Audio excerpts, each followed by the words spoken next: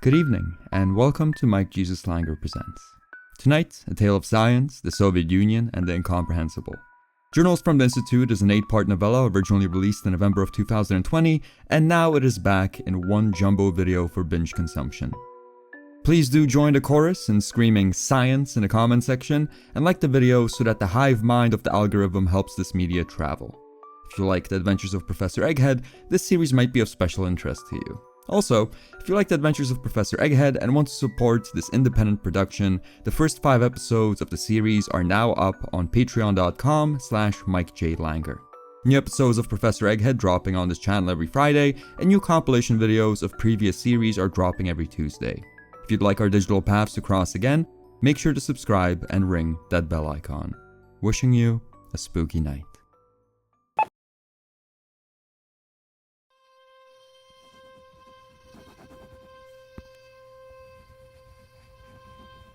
November 5th, 1987. The coffee here tastes like gutter water, and I caught a nasty breed of bedbugs on the train. But I have arrived. Tomorrow's my first day at the Institute. I have never been an organized man, and the excitement of a sudden move did not help. There is a variety of objects that I have forgotten to pack, one of them being my old journal. The terms of employment at the Institute forbid the keeping of any unauthorized written record, but that ban surely doesn't extend to private literature. I have no intention of ever publishing anything in this journal. My only aim is self-reflection so that I can wholeheartedly commit the rest of my mind to the research I have been summoned for. I have few illusions about privacy in my line of work. My luggage and body were thoroughly searched on arrival, and surely the Institute has spooks that will search through my room on a regular basis. But I think I found a spot that even the most curious of KGB agents wouldn't stumble upon. Here's to hoping that my hypothesis about the intelligence of the Institute's muscle are correct. There isn't much to write about the initial impression of the locale. I may have spent 3 days on a train to get here, but all the places under Union sphere of influence are the same. Cement, factories, and an underlying sense of dread. The people here just use a harder form of liquor to cope with the reality than back home. When I arrived at the hotel, I saw one of my future co-workers in the lobby. The man had dropped a couple of kilos and his hair had turned gray, but I recognized him immediately. Dr. Markarov, Romanian biologist specializing in tissue regeneration. I had met him a couple years prior at a conference. Friendly fellow, with a great sense of humor. The man that sat in the lobby of the Rusalka tonight, however, didn't seem to be in the mood for any jokes. As soon as he noticed me, he looked away. The whole time that I was dealing with the front desk, Markarov just stared out of the window, watching the passing cars and stubbing out cigarettes. I didn't disturb him. I wasn't allowed to. The terms of employment at the Institute prohibits any interaction with co-workers outside of the workplace. The United People's Institute of Science is meant to be dedicated to science and nothing else. Apparently, fraternization with fellow staff members would distract us from work and hinder the Institute's search for raw knowledge. There's something to be said about loose lips divulging state secrets as well. It makes no difference to me.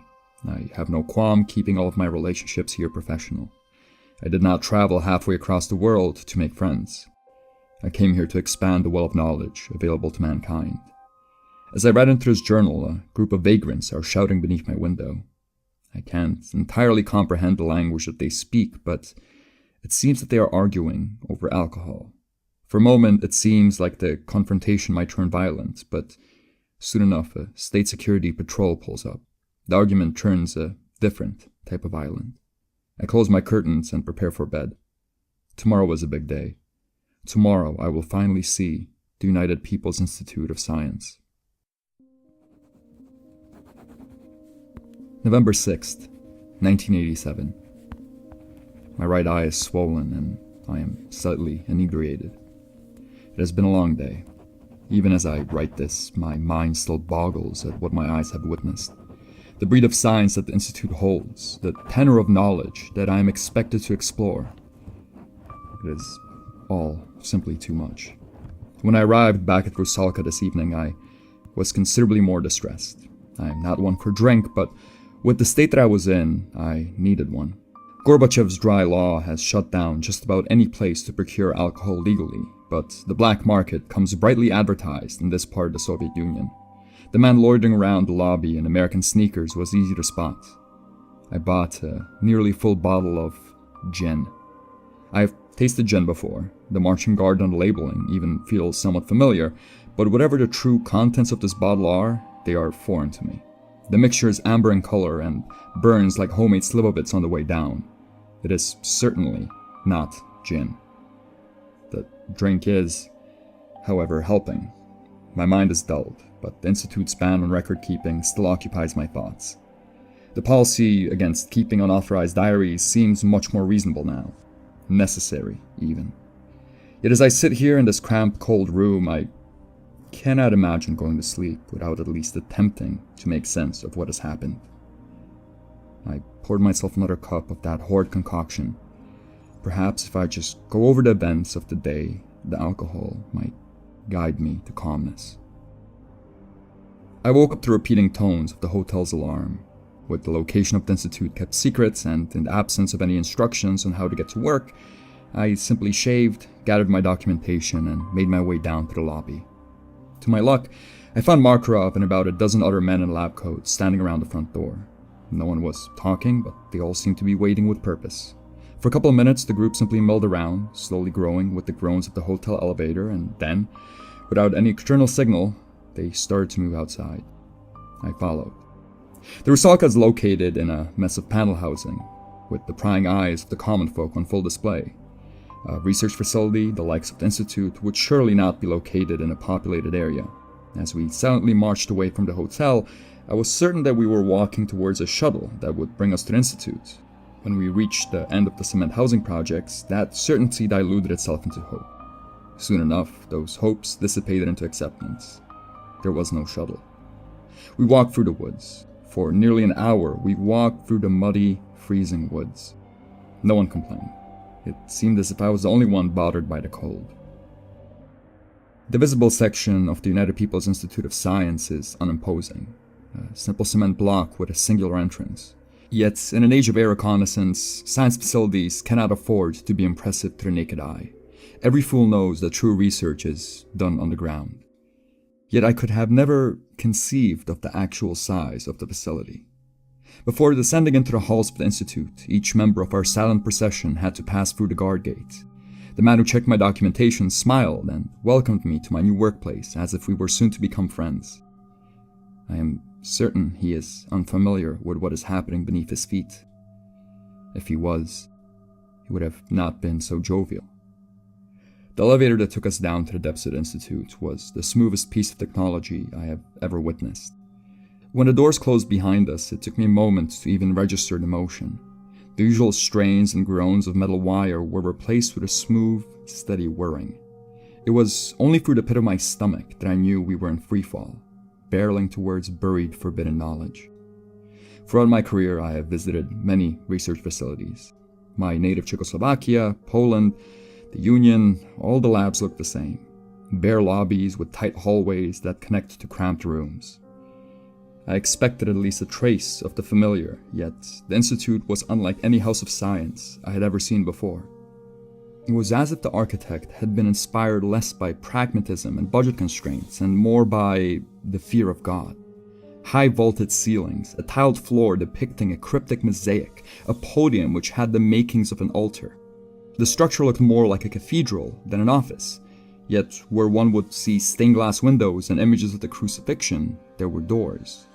Hundreds of doors, towering high above our heads, with nothing but a skeletal scaffolding of stairs connecting them to the ground. Down that scaffolding came an old man, Dr. Herkel, head of the Institute. With a tired voice, he welcomed me to the research facility.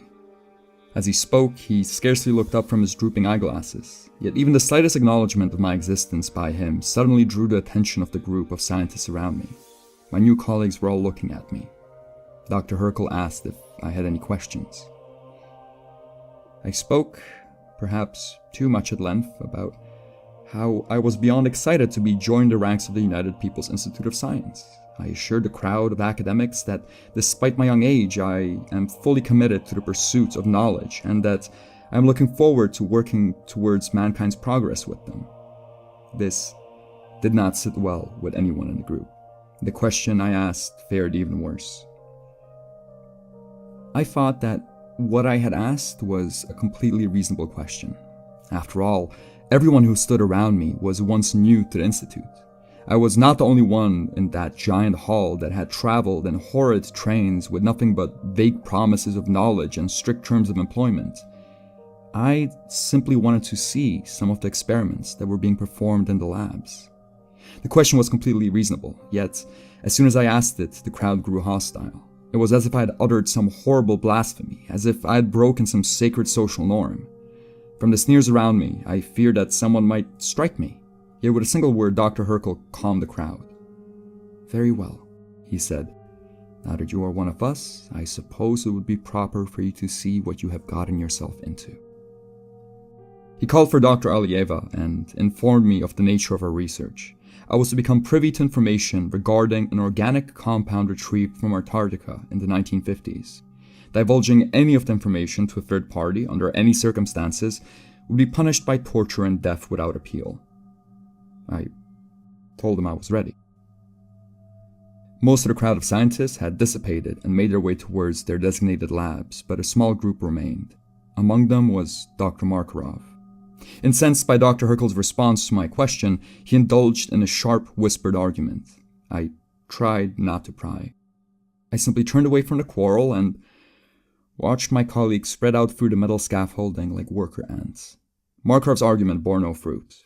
After the quick exchange, he walked away from Dr. Herkel defeated. As we made our way towards the lab, however, Markarov still followed our group at a distance. Leading the climb up the metal staircase was Dr. Alieva herself, a small woman with local features. She shared no pleasantries when introduced. As we made our way through the mesh of scaffolding, I found myself feeling slightly dizzy. Being able to see the full mosaic of the Institute's floor instilled a sense of vertigo in me. Beneath us, 1,000 tiles revealed the picture of a serpent biting into an apple. I distinctly recall thinking about how it would take a lot of exposure for me to get used to climb up the stairs. Soon enough, I found there were considerably more distressing things in the Institute than its high ceilings. The metal door did not connect to Dr. Alieva's laboratory directly. Instead, it led us through a winding path lit by nothing but dim floor lights. No words were spoken as we moved through the tight passage. All that could be heard was our footsteps and my labored breathing. My lungs were strained by the climb up the scaffolding, but the pressure of the impending revelation of the Institute's research weighed on me even more. I anticipated fascination with the forbidden findings, surprise even. What I did not expect was soul-shattering fear. Dr. Alieva's lab once again exceeded all architectural expectations from previous scientific institutions. Her office was massive. Every conceivable piece of equipment a biologist could ask for was on full display. Centrifuges, incubators, a computer that dwarfed even the biggest calculating machines I'd ever seen. Yet all of the advanced technology seemed to be pushed to the edges of the lab in lieu of something much simpler. In the center of the room, there was an aquarium with a little plastic island surrounded by murky water. Next to it was a film projector. As soon as we entered the laboratory, Dr. Alieva made her way to a set of cages at the far end of the room and emerged with a pale white mouse. She held the creature dispassionately by the neck and carried it to the aquarium. The animal did not resist. It just hung from her long fingers, limply awaiting its fate. When Dr. Alieva removed the lid of the fish tank, a horrid smell spread through the room like a sickness. I immediately recognized the odor. Even though the homeless did not officially exist within the Union's sphere of influence, I had spent much of my younger years tending to their wounds. The mess of corroded flesh that hid beneath their crusted bandages, the overpowering stench of life gone awry, that familiar malodor of infection filled the laboratory completely. It was only once my head was spinning with confusion and nausea that Dr. Alieva looked at me. Her dark eyes probed my character, searching for trustworthiness. Her face gave no indication of her findings. She simply proceeded to illustrate the nature of her research. As soon as the mouse fell into the liquid, it ceased to be docile. The moment the animal's body landed in the water, it yelped and clambered up on the little plastic island in the center of the aquarium. The mouse desperately licked its paws, trying to clean off whatever foreign substance it had been dunked into, but the animal's tongue did little to stop the horror that awaited it. As discomforting as the pus-riddled stench was, I found myself taking steps closer to the aquarium. I knew what I saw. I was certain of what I saw. but my mind refused to make peace with reality. The animal's white fur squirmed with activity. Within moments, the alien life transgressed the limits of the creature's body. Worms. Small white worms with beady black eyes slithered from beneath the animal's fur. At first, the strands of pale life only rose from the parts of the mouse that had made contact with the water, but the infestation quickly spread. The snout, the eyes, the tongue. Soon enough, the mouse became a host to an incomprehensible parasite. The animal on the plastic island soon ceased to exist. Where once stood a panicked mouse, now only sat a quivering mess of shivering white filaments. They kept on stretching, striving to get further away from their host. In one long horrid motion, the writhing mess of life pulled itself towards the edge of the island and disappeared in the filthy water. Before I had a chance to make peace with what I had seen, Alieva was dropping a second mouse to its death. This time, however, as the animal impotently tried to lick away the damage, Alieva did not watch. Instead, she turned on the film projector. By the time the machine crackled to life, the mouse's body had been rendered unrecognizable by the slithering worms. The mouse was going to meet the same fate as its predecessor. I was certain of it. Yet as soon as the projector beamed its image on the wall, the white strands of the parasite stopped moving. They retreated back into the animal's fur. All that remained of the foreign worms were the beady black eyes. They stared at the wall from the creature's body, silently watching the projected image as the mouse heaved in panic. A puppy. Projected on the wall was a photograph of a puppy. Big floppy ears, eyes that could melt a heart, tiny paws with gentle spots. The picture of the animal seemed to belong to a different world. The moment Alieva turned off the projector, the worms resumed their work. Soon enough, the mouse's corrupted body disappeared in the murky water of the aquarium. When the shock wore off, I asked questions. I asked a lot of questions. I needed to know the precautions that were being taken to keep the parasite out of the water supply. I needed to know what other stimuli were tested to calm the worms. There was 1,000 other things swirling through my head, but most of all, I needed to know that the insane process I had witnessed was understood and could be controlled. No assurances or information came. Dr. Alieva did not respond to any of my questions. Her and Dr. Herkel just silently watched me as I begged for answers. Markarov was quiet at first as well, but that did not last. As I demanded information about the other samples of the parasite, Markarov punched me. My eye is bloated now. It was a nasty hit, but in the moment I just felt faint. The shock of witnessing the parasite and of being assaulted in a scientific setting was too much for me. Markarov lifted me up by my lab coat and screamed in my face. I was asking too many questions. This was not the job for me. My kind would ruin the Institute. I scarcely understood what he was saying. All that I could properly register was the cigarettes and stale coffee on his breath and the fact that he was shaking me. Dr. Herkel stepped in. Eventually. He ordered Dr. Alieva to bring me a glass of water and help me get off the floor. As dazed as I was, I still found myself closely examining the contents of the glass before I drank it. Herkel helped me out of the laboratory. As we walked through the dark hallways back to the cathedral of the Institute, I tried speaking to him, but he told me to wait. He said that lengthy conversations in the hallway are improper. We walked down the scaffolding and took a seat near the podium. As we sat down, another crowd of scientists marched out of the elevator. They flowed through the scaffolding, each approaching their own metal door. It was only once each of those doors closed that Herkel spoke. He explained, with discomforting calmness, the nature of my job. Dr. Alieva's research is relatively harmless compared to the other scientific inquiries being undertaken in the Institute. I am not to bother myself with anyone else's work. Each researcher at the Institute is assigned an artifact of study, and their attention is expected to be undivided. After today's introduction to the facilities, I will be assigned an area of study, and from that point onwards, I am expected to make it my life's priority to understand the artifact assigned to me. He spoke of a need for secrecy, not just from the public, but also from governmental channels. Much of the findings in the Institute are of a heavily destructive nature. If the military men were to get their hands on even a fraction of the technology, humanity would wither away within a decade.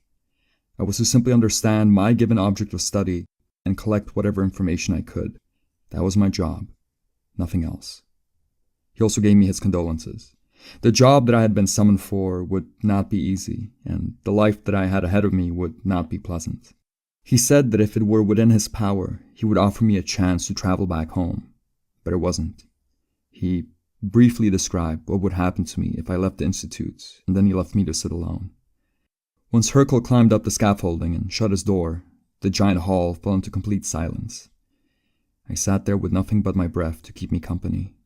Occasionally, when my mind grew too panicked, I would start counting the tiles of the mosaic. I never made it past 20. A couple hours later, a cascade of doors opening yanked me out of my doom-filled thoughts.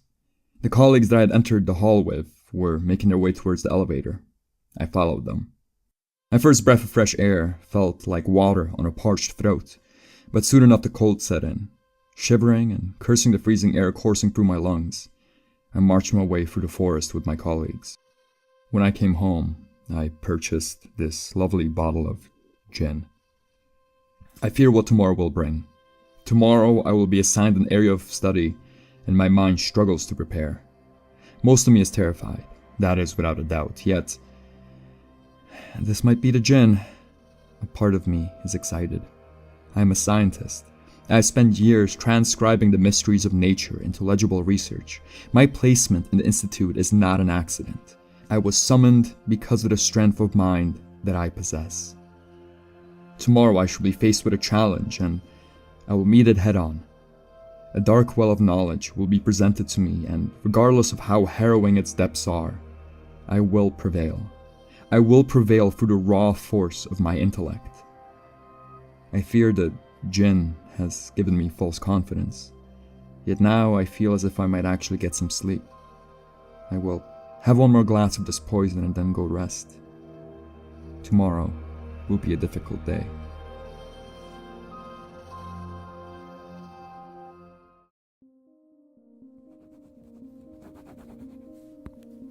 November 6th, 1987. This morning, much like the morning prior, I woke up to the howls of the hotel siren. As I marched through the woods with the lab coat-wearing procession, I found myself wondering if my commutes would ever feel sane. By the time we reached the vaulted ceilings of the institute, it became painfully clear that the normalcy of my commute was going to be the least of my worries. Today I was introduced to my subject of study. With the breed of science being explored at the institute, there is an understandable reluctance to capture data in an easily digestible form. Most of our findings are to be kept on ciphered microfilms so that no information can fall into the wrong hands. This morning, however, Dr. Hercule gave me a manila envelope with clearly printed text. I was to incinerate the documents as soon as I read them. My subject of study is Reel X0422, a roll of film retrieved from an abandoned cinema in Central Asia shortly after the First World War. The description of the film reel was short and clinical. Film reel, no audio, 14 minutes, 15,120 frames, 295 meters. Contains footage of shamans singing on stage. 4:32-minute mark, more individuals appear. Audio of shaman song present even though film reel is silent. View with caution. Adhere to all safety measures.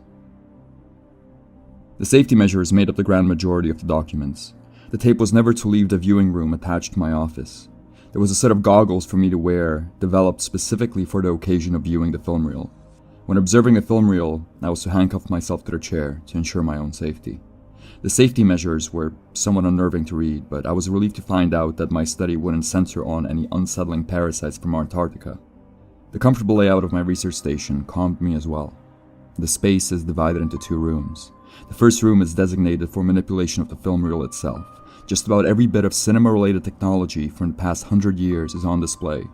Different brands of editing tables and cameras and lights cover the whole laboratory floor to ceiling. I would imagine that even the best funded of film studios do not have access to this sort of equipment. The second room is considerably less crowded. The second room is a private cinema. There is only a single chair and a pair of handcuffs and bulky goggles attached to it, but the seat is comfortable. The past few days of my life have been immensely stressful. The nature of the institute has been weighing on my mind, and I have at times doubted my sanity. Yet as I made preparations to view the film reel, my mind started to relax. I almost convinced myself that Dr. Alieva's research was a disturbing outlier in the scope of science being done in the Institute. I almost convinced myself that I would be able to unravel the mysteries of the tape presented to me without much mental anguish. Watching the shaman quickly obliterated my naivete. It is difficult to put into words what I saw in that dark cinema. Through a purely factual point of view, the tape is rather simple. An old man with a feathery headdress sits on a stage and performs a throat song while playing a small drum. About 5 minutes into the film reel, other people start to appear on the scene. These individuals seem to be disturbed by their presence on stage at first, but after the initial shock wears off, they begin to chant to the backing of the shaman's song and drums. Each minute the crowd grows at a faster rate until the stage is finally too full to fit more. Then the tape ends. From a purely factual point of view, the tape is simple. The part of the tape that still haunts me, even as I write into my journal, is difficult to put into words. There is no conceivable way that I should have been able to hear the shaman's song, or his drum, or the chant of the crowd, yet I did. The film reel was silent, but it was as if I was standing behind the camera myself, hearing the shaman's performance in the flesh. The auditory aspect of the reveal is discomforting, but what has truly disturbed me, what has made me seek out another helping of Jinn from the young man in the lobby, was the look in the shaman's eyes. Both the tape and the shaman are old.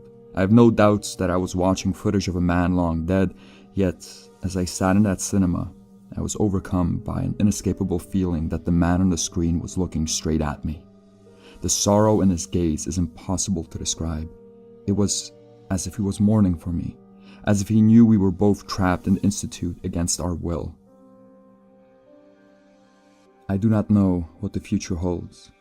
I do not know how I will make sense of the tape, how I will adjust to this new miserable existence, how I will stay sane while being exposed to the halls of the Institute on a daily basis. I do not know what the future holds, but I fear it. November 7th to November 14th, 1987. I have been feeling far too sluggish to write these journal entries. Each day I have been waking up to the blaring of the hotel siren and marching through the freezing forest. Each day I have been putting on those unwieldy goggles and chaining myself to the seat just so I can endure that distressing footage. Each day I drink. The young man in the lobby has given up on his lies about the gin he sells me. It's not gin. The concoction he sells me is simply put into Western liquor bottles to justify the price. What he's really providing me with is his cousin's bathtub brew. But I don't care. The drink burns on the way down, but the numb euphoria it provides is the only thing that I have to look forward to at the end of the day. I have seen the original film reel roughly 100 times. I have made copies of the footage and found no difference in the auditory hallucinations and emotional distress it instills. I have inspected every single frame through every conceivable method, and still, I have found nothing of note. All I know is that it is not the film reel that causes the discomforting effects. It is the footage itself. Each moment that I spend at work is more draining than the last. I do not know how much longer I can keep this up. The idea of escaping, be it to return home or defect to the West, is out of the question. Dr. Herkel was very clear about the research position at the Institute being a lifetime position. The trains that brought me here are heavily monitored by the Soviets. It would be impossible to even leave the station without being noticed. An escape by foot would be even more ridiculous. The steppe around us is beyond inhospitable. If I was to journey out alone, I wouldn't last a fortnight. The entrance to my laboratory is about 4 stories up the scaffolding of the Institute. The thought of leaving my job through a more radical means has occurred to me, but I cannot bring myself to do it. Meeting my end on the mosaic floor of the Institute is a repulsive image, but what scares me even more is the question of what the people in power would do to me if I survived the jump. No. There is no way out. There is no way out, so I drink. It is late. My bottle has run dry. I know that in a couple hours the siren of the hotel will wake me once more, but if I do not cool my parched throat, I will not get any sleep to begin with. I hope the young man in the American shoes is still in the lobby. November 15th, 1987. My body is in shambles. Food is impossible to hold down, and the aching pain behind my eyes drains at every ounce of energy I have in me. The impending specter of the hotel sirens tells me I need to sleep, yet I cannot rest until I capture the day's events. Last night, after writing my journal entry, I made my way down to the lobby in search of more liquor.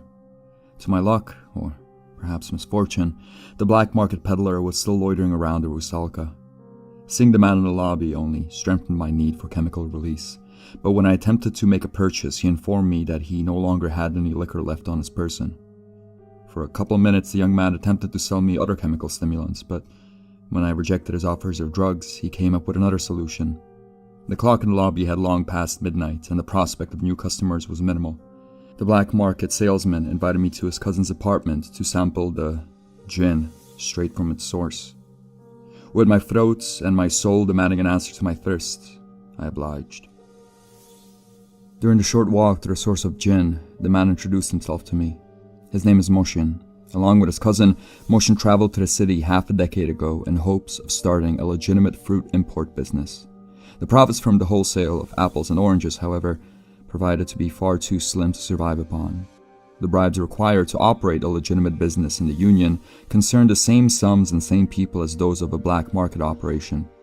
With a legitimate business being impossible to sustain, Moshin and his cousin pivoted their wares from fruit to more profitable goods like Western clothes and homemade liquor. It didn't take long for the true intentions of the black marketeer to show. After describing to me in detail how his smuggling operations functions, Moshin started to ask questions about my work. He wasn't making conversation. The black market doesn't just carry physical goods. Moshin was trying to figure out if I possessed any information worth selling. I told him in no uncertain terms that I would not speak about my work. As far as I remember, his questions ceased after my stern rebuke. My recollection of the night's events, however, does not stretch far past my entry into the apartment. Recall meeting Moshin's cousin, a heavy man whose name I cannot remember, and I have a distinct memory of looking at the Rusalka from the balcony of their apartment. The sight of the hotel simply served as a reminder of the Institute and the horrid science that happens within its twisted halls. With hopes of forgetting the existence of the confounding shaman recording, I drank the concoction that Moshin and his cousin brewed in the bathtub. Each sip of that burning stew divorced me further from reality. The taste of the drink would never be something that I would seek out in my old life, but as an employee of the Institute, I knew that the liquor was the only thing that would keep me sane. Whatever euphoria I felt the night prior was suffocated by the hotel sirens. I woke up on the floor of my room, still drunk. The elevator in the hallway was grinding and coughing with activity. The rest of my colleagues were already making their way down to the lobby. The nausea and exhaustion were stronger than anything I had ever felt in my life, but I knew not showing up to my duties was out of the question. Unshaven and smelling of liquor and sweat, I made my way down to the lobby. The road to the Institute has never been a pleasant one to walk, but that morning made everything that came before it seem like a stroll in the park. I was weak. The forest was one jagged block of ice. Each breath I took scratched through my body with an intensity that rivaled the bite of the bathtub liquor. I tried to move in unison with the lab coat procession, but my sickness kept me trailing behind the group. By the time we reached the guard shack, I had vomited multiple times.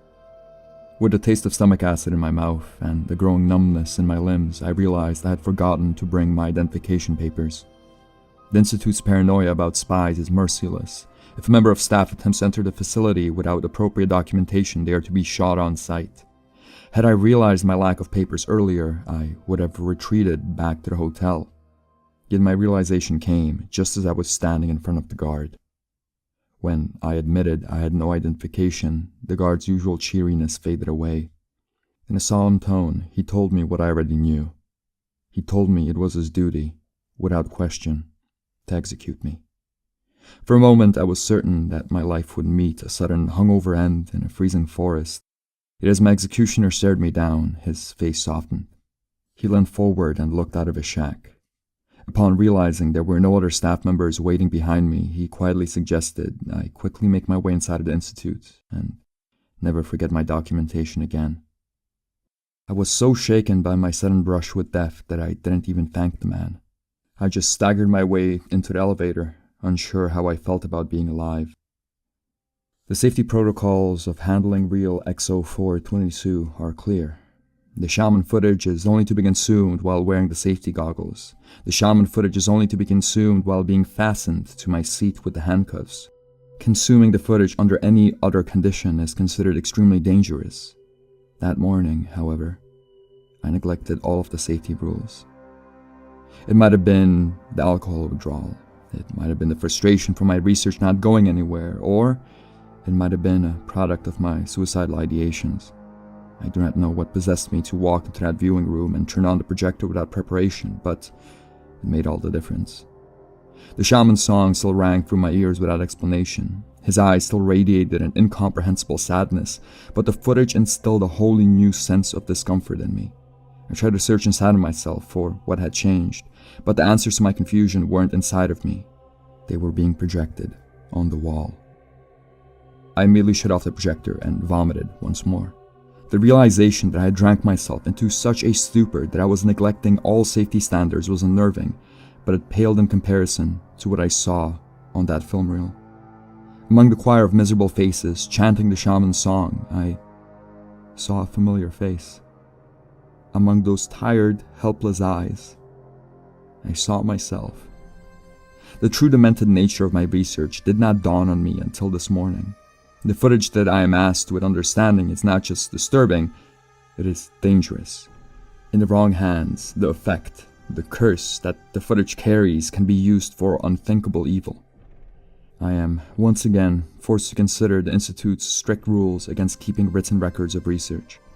If the wrong hands and the right resources were to meet, the shaman footage could easily be weaponized. With a big enough projector, entire nations could be trapped inside of the film reel. I cannot risk being even partially responsible for the misuse of this technology. My research will continue, that is without question, but I cannot risk detailing it within this journal.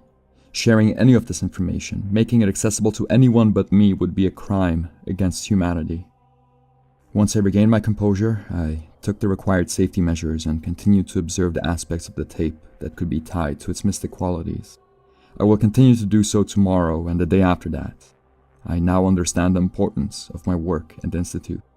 I now understand the necessity of all those strange precautions.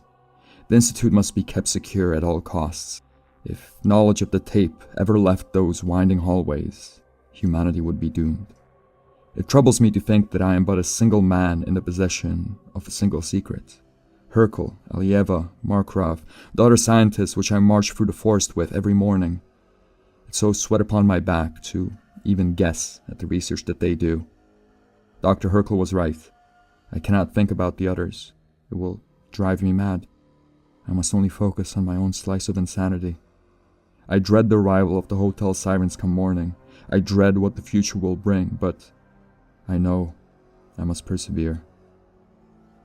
My body is in shambles, but there is science to be done.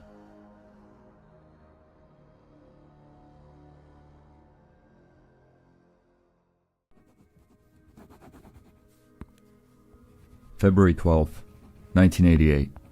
The winter has made my morning commute that much more harrowing, and the knowledge which I unearthed within my laboratory still haunts my dreams, but I've started to make peace with my existence within the Institute. I no longer take my lunches alone inside of my office. After a security guard spared my life that one horrible morning, I decided to repay him by bringing him a sandwich the next day. That singular offering has blossomed into a regular ritual. Each afternoon I ride the elevator back to the surface and share a sandwich with the security guard. Neither of us dares to speak about anything aside from the weather, yet I still look forward to our daily lunches. Even the slightest bit of social contact helps me escape the crushing reality of what happens inside of the Institute. The hashish has also provided a pleasant form of escape. When Motion first offered me the coarse little balls of mud, I was skeptical about their effect, but the reality of the Institute has been troublesome enough for me to experiment with my health. Combined with Motion's gin, the effects of the hashish make it almost possible to forget about my work. Knowledge of my research still haunts me. The shaman's desperate eyes, the chanting of the miserable chorus, No substance can wipe my mind clear of those realities, yet with the help of liquor and resin, I found my soul calming. Each evening, after I return back to the lobby of the Rusalka, I make my purchases from Moshin and then retreat back up to my room. Standing on the balcony with my blood dulled with poison has been the only true respite from my research. It is only when I am drunk and doped, looking at the sea of concrete housing blocks around the hotel, that I can separate myself from my work. The shaman's song never leaves my ears, and the fear of what could happen if the film reel technology was misused is set deep into my bones. Yet in my intoxicated evenings, I remember that my research has purpose. I am exploring the forbidden to keep the souls in those towering panel houses safe. I am exploring the forbidden to keep humanity whole. Over the past couple of months, my life has resigned itself to a steady, predictable beat. The drum that I march to is terrifying, and its dark tenor drains at my sanity, but over the past couple of months, my life has attained some level of stability. That stability disappeared last night. When I returned to the hotel, my interaction with Moshin was no different than it was for the past couple of weeks. We exchanged a brief greeting, and then we swapped currency for intoxicants. As I started to make my way towards the hotel elevator, however, Moshin followed me. The man does not speak quietly. Even though he works in a black market, his business model involves enough palm grease with the local officials to essentially make his operation legal. With no fear of the authorities, Moshin usually speaks with intonation of a drunk carnival promoter. Yet that evening, as he stood next to me in the elevator, Moshin whispered. He wanted to know if I ever tried defecting to the West. He was asking if I had any contacts beyond the Iron Curtain. I told him the truth. I did not. He did not like my answer, but he accepted it. With a nervous shrug, Moshin made his way out of the Rusalka. The rationale behind Moshin's inquiry haunted me as I drank and smoked. The man clearly had contact with people in the West. The tracksuit and the shoes didn't manifest out of nowhere, yet Moshin's smuggler's connections weren't enough. He was looking for someone in a position of power. He was looking to move something important. As I finished off my loaded cigarette, I watched Moshin's window from my balcony. I could make out the faint silhouettes of him and his cousin, a skinny man and his heavy kin. They were pacing back and forth across their cramped living room. Guesses about what the black marketeer was up to consumed my mind for a while, yet as the chemical relaxants started to set in, I stopped worrying. Beneath the warm embrace of the dope and liquor, my internal monologue quieted down into quiet mumbles about food. I made my way to my kitchenette to make myself a sandwich. That's when I heard a knock on my door. I had seen the man before. He was a part of the procession I would walk with to the Institute every morning, but I'd never seen him up close. He introduced himself as Dr. Krimsky, but I barely heard his words. All that I could focus on was the intruder's face. There wasn't a single hair on his face. Bald, no beard, no eyebrows. Just smooth, poreless skin and grey eyes. The drugs and sudden shock were making my heart race. I could barely understand what the man was saying to me, yet through my panic, I grasped at some of his words. He apologized for the intrusion. He said his visit was concerning a certain Moshin Umarov that he had seen me talk to in the lobby. This black market peddler was suspected of espionage against the Institute. Krimsky asked me if there was any chance I was familiar with where Moshin lived. The man's face, those dead eyes. I felt patently unsafe in his presence. Without a second thought, I told Dr. Krimsky that the terms of our employment at the Institute dictated that we do not speak privately to our colleagues. I asked him to leave. Not a single muscle on his face moved. He simply stared at me, weighing my character. Then, after a tense set of seconds that the hashish expanded into an hour, he apologized for the intrusion. He said my attention to the rules of the Institute was admirable. He said he would let the Institute security team deal with the suspicions surrounding Moshin. Then, he left. As I write these words, I can see Moshin's window. The curtains are still pulled. The two figures behind them still pace back and forth like caged animals. I do not like Moshin. There's an inescapable crookedness about him, but the hairless scientist who visited my room stirs something much more horrible at the pit of my stomach. Tomorrow, after my shift at the Institute, I will try to visit Moshin and find out whether the accusations of espionage are accurate. For now, I will simply dull my mind further.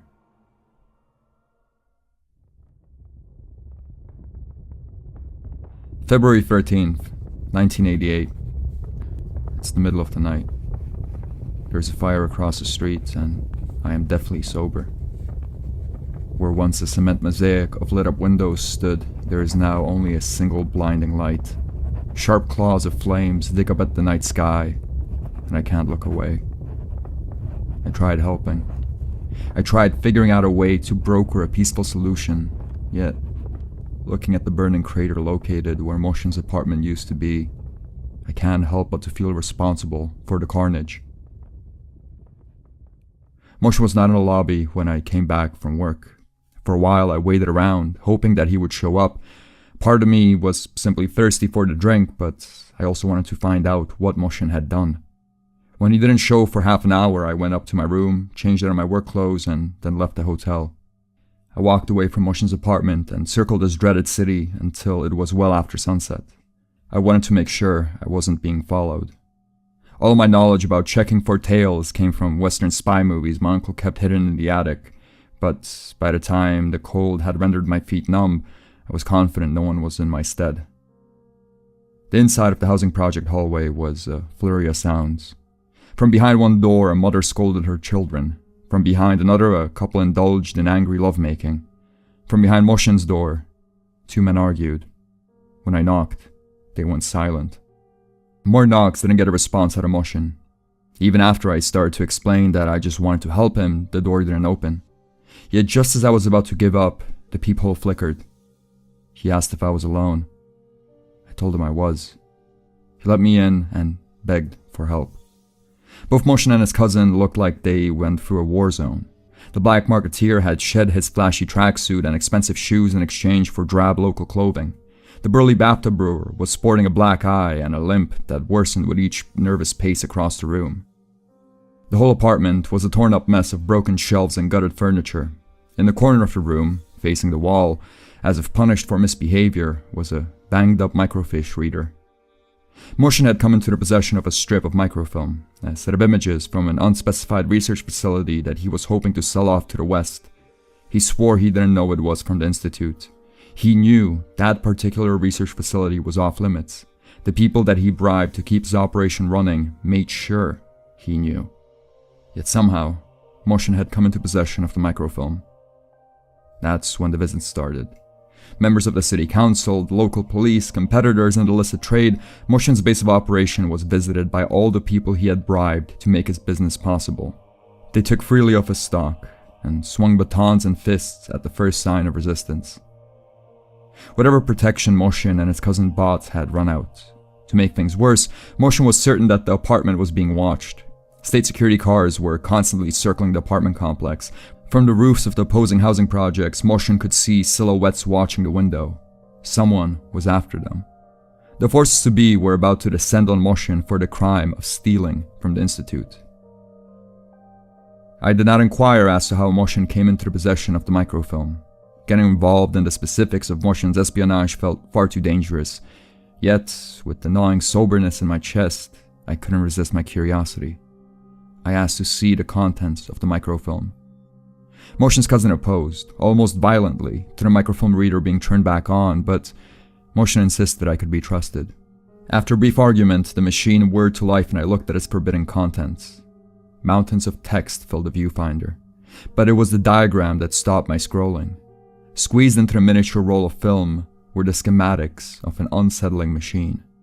A giant maw of sharp teeth connected to a web of pipes. My scientific expertise does not lie in thermodynamics, but from what little I know of the subject, and from the few instructions I was able to decipher, I could tell the diagram on the microfilm was for some sort of a giant combustion engine. I scarcely understood what I was looking at, but I promised Motion I would try to broker some sort of a deal with the leaders of the Institute. I promised I would try to help. The illicit goods that the black market peddler provided made each day at the Institute bearable. My attempts at fixing Motion's situation were definitely motivated in part by my thirst for his wares, but I also sincerely wanted to help. After months of buying from the man, I felt like I knew him. After months of working at the Institute, I had a good idea of what the powers to be would do to Motion. I wanted to save him. I wanted to move past the demented science I slaved away at every day and do something good. Deep inside, I knew that my efforts were worthless, that the Institute functioned with a force that could not be stopped by any individual, but I buried those thoughts. I wanted to do good. And I failed. When I returned to the hotel room, I found Dr. Krimsky standing on my balcony. The hairless scientist did not greet me or apologize for his intrusion as he did the night prior. He simply offered me a cigarette. I had not been one for tobacco, but the tightness in my chest needed quelling. I accepted. He handed me his lighter. The metal apparatus burned brighter and hotter than any fire starter I had used before. Dr. Krimsky's dead eyes stayed focused on the bright blue flame as I struggled to light my cigarette without burning myself. I took a couple puffs of the bitter stick, trying to come up with a way to bring up the topic of Mushin, but before I had a chance to vocalize any attempts at a peaceful solution, Dr. Krimsky started to speak. He spoke of fire. He spoke of the hypnotic nature of flames, of the dances of raw energy that each blaze, big or small, possessed. He spoke of fire as a sentient creature beyond the comprehension of humanity. There was a series of journals that were delivered to the Institute many years ago, a towering mass of literature on the nature of flames by a certain Alphonse Wernerzeg. At first, the journals read like a madman's rambles, but when closely observed, when submitted to the scientific method, Wernerzeg's writing proved to be soberingly accurate. The flames we see are not a mere byproduct of chemical reactions. They are a portal. They are a portal to a foreign realm that holds a beast that demands to be freed and fed. Wernerzeg, through his mad journals, suggested a construction of a machine that would set a fire strong enough to free the creature that dwells inside of every ember. If that beast is ever to be freed, everything, from humanity's greatest achievements to nature's most beautiful gifts, will be turned to ash. The information and Mushin stole from the Institute could not be allowed to see the light of day. I told Krimsky that I spoke to the black marketeer, that Mushin never meant to come into possession of the microfilm, that he was begging for a peaceful solution. I told Krimsky that I was willing to help broker a deal that would not involve violence. In response, Krimsky simply told me to watch the apartment in which Mushin Umarov and his cousin resided. At first, I averted my eyes, not wanting to reveal to the dead-eyed scientist where the black marketeer lived, but Krimsky assured me that I was not the only member of the Institute who purchased illicit materials from Mushin. The Institute knew exactly where the black marketeer lived. The Institute was going to do what was necessary to keep the world safe. Dr. Krimsky just wanted me to look at Mushin's window. When the man spoke the evening prior, his voice was divorced of any emotion, but as Krimsky spoke to me tonight, a fiery passion snaked its way into his words. He urged me to watch the window. He insisted I witness what is about to occur. Fearing the rising madness in the dead-eyed scientist's voice, I looked towards Mushin's window. With the exception of a group of vagrants playing guitar in the streets below, the night was silent. Beyond Mushin's curtains, I could still see his burly cousin pacing back and forth. The black marketeer's apartment, however, was only a small part of a mosaic made of lights. The other windows of the concrete housing project shined with the dim glow of living rooms and bedrooms. From my balcony, I could see 100 people, all settling down into a cold Saturday night. Softly, Krimsky told me that he understood my sentimentality, that he too once let his mind focus on the fates of individuals in lieu of the Institute's goals. He told me that the sentimentality I felt was natural, but dangerous. He told me that there is no price high enough to ensure humanity lives on. He told me that mercy and empathy have no place in the Institute. Then an explosion lit up the night. The blast was brighter than the sun and louder than anything I could conceive of. I wanted to retreat to my room and hide from the rain of broken glass and debris, but Krimsky wouldn't let me. Even past the chaos and the flames and a barrage of concrete shrapnel, I could feel his cold hands on my face. He was screaming. He was screaming at me, demanding that I look into the flames. The explosion had bitten off most of the building.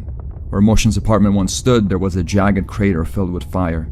The flames licked at the night sky, grasping for more oxygen, spreading towards the rest of the building. Yet inside of that inferno, there was something else. 2 big balls of light stared back at me from the bright blaze. There was something alive in that fire, something that could see me, something that held nothing but hatred for me and my kind. The burning creature stirred in the crater, clawing at the black night with its blinding claws, but soon enough, as the initial chemical force of the fire started to wane, the beast disappeared. The street below us was a pandemonium of wails and sirens, but a dead-eyed scientist spoke calmly once more. The explosives burned at a mere fraction of the machine that Werner's egg suggested. Had the microfilm made it past the Institute's sphere of influence, had the forbidden schematics been put to use, humanity would be no more. For months I have worked at making my presence at the Institute bearable. For months I have chipped away at the insanity of my circumstances, hoping that I could unearth at least a twinge of stability. Yet as I sit here, sober, watching the remnants of flames eat away at a building hundreds of innocents once called home, I realize there is no sanity to be found. I mourn for Moshin and his cousin. I weep for the innocents who unwittingly became collateral damage. I curse the people who have allowed such senseless bloodshed. Yet beneath all that pain and sorrow, there's an even more torturous sensation. I know Dr. Krimsky's right. I know that the Institute is right.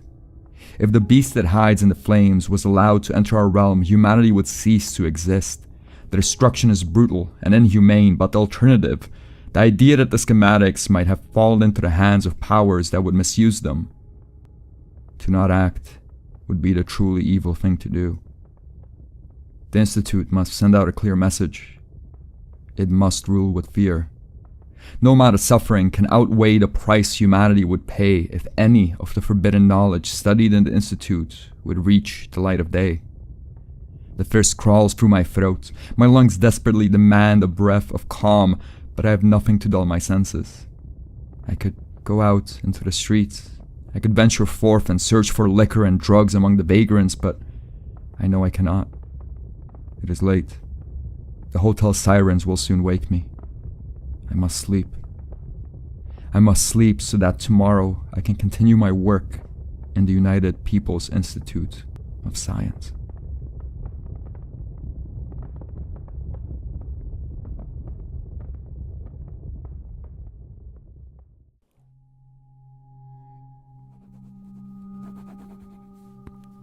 February 16th, 1988.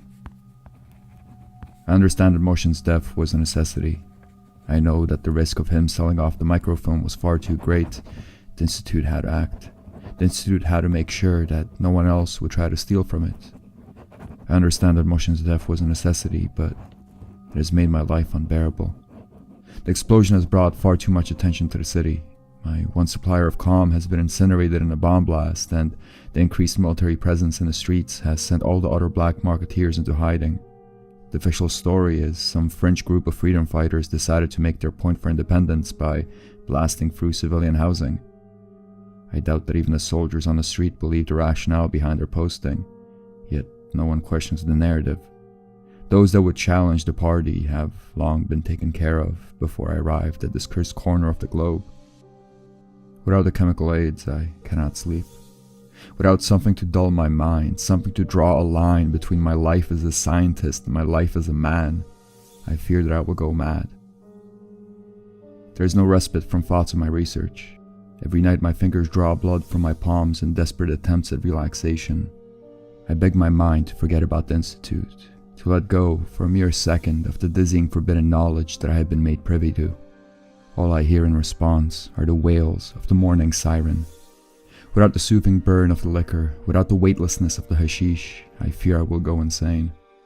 There's only so much reality a man's mind can handle before collapsing in on itself. I need release. The streets below my window rumble with the passing of military vehicles, but beneath the heavy machinery, I hear something else. From somewhere deep within the concrete structures, I hear the sounds of shouts and drunken song. I hear the vagrants. They have always frightened me. Their tattered clothes, their filthy bandages, the cruel streets that have imprinted themselves into the geometry of their faces. I have always feared that they would beat me and rob me if they ever had the chance. I still hold on to that fear. I am still terrified that the drunken voices in the night will cause me harm, but I have no other choice. My hands shake, but they do not shake from fear. They shake from the thirst. I need release.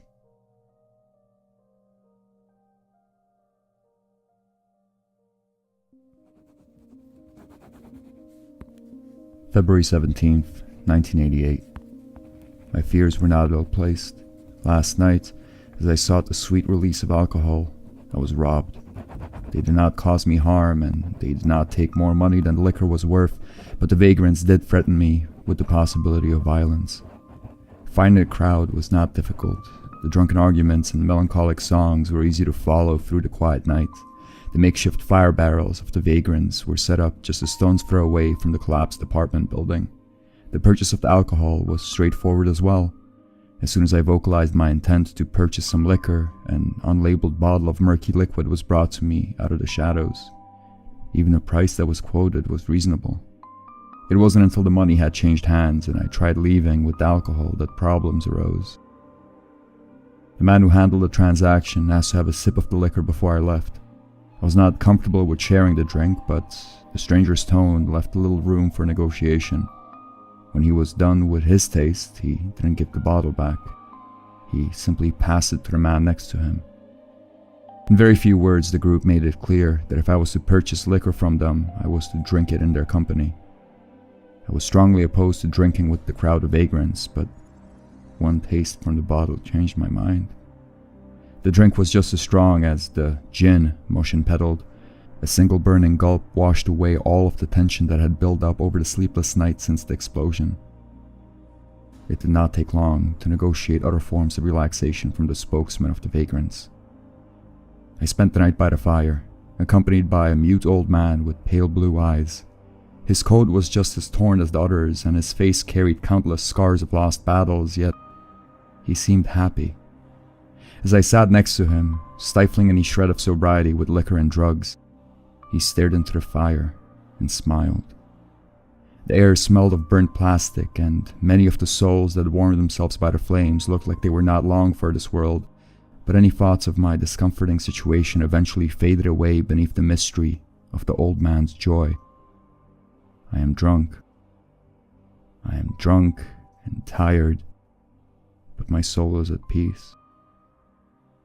My eyes are closing. Soon the sirens will order me to work. I should get some sleep.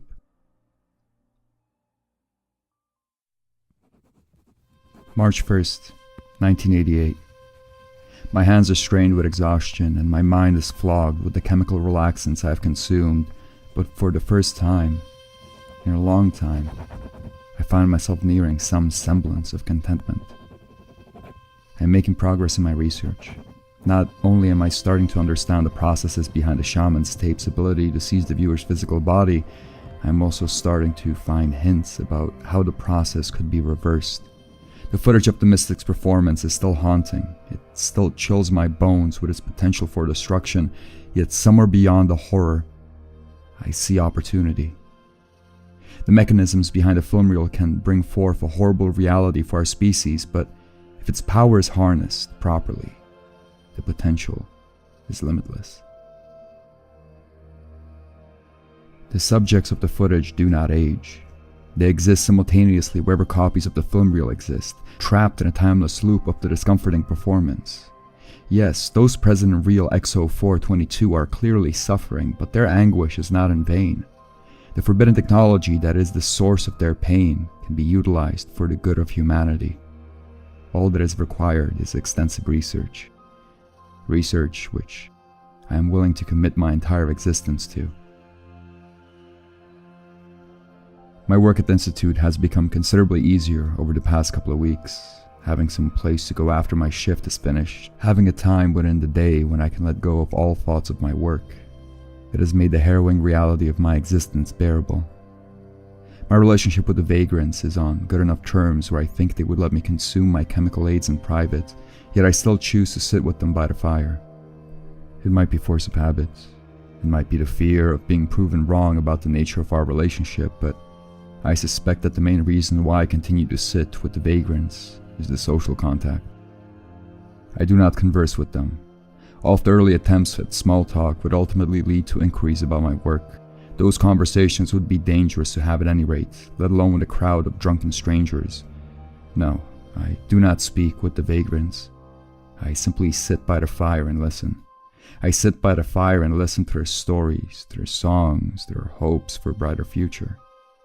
I sit by the fire and allow myself to forget, for at least a couple of minutes, about the United People's Institute of Science. The old man with the pale blue eyes sits next to me. He drinks and he smokes and he smiles. When I first met him, I thought that the constant expression of joy on his face was the byproduct of some form of mental retardation, and I still do not rule that possibility out, but the more I sit with him, the more I suspect that he has uncovered a secret that the rest of the group is not privy to. During the day, my mind is fully committed to the Institute, and in the evenings, as the drugs and liquor push my thoughts from the realm of science to eccentric psychobabble, I found myself craving insight into the old man's mind. I long for the tranquility he lives in. I too want to smile and exist in utter peace. My time with the vagrants is not fully peaceful, however.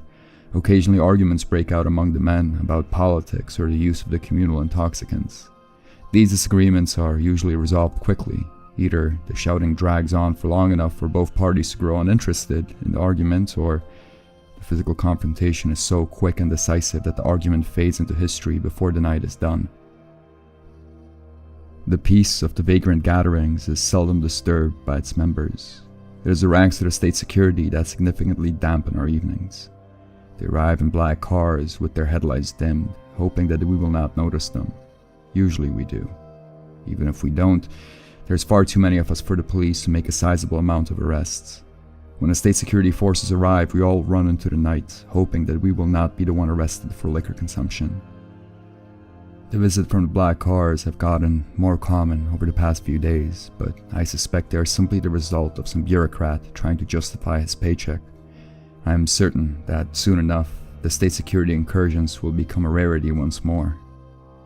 Those that are in power know that the fight against liquor is a fight they can't win. Those that are in power know that we are simply the byproduct of a cruel country. I must go rest now. The hotel sirens await me.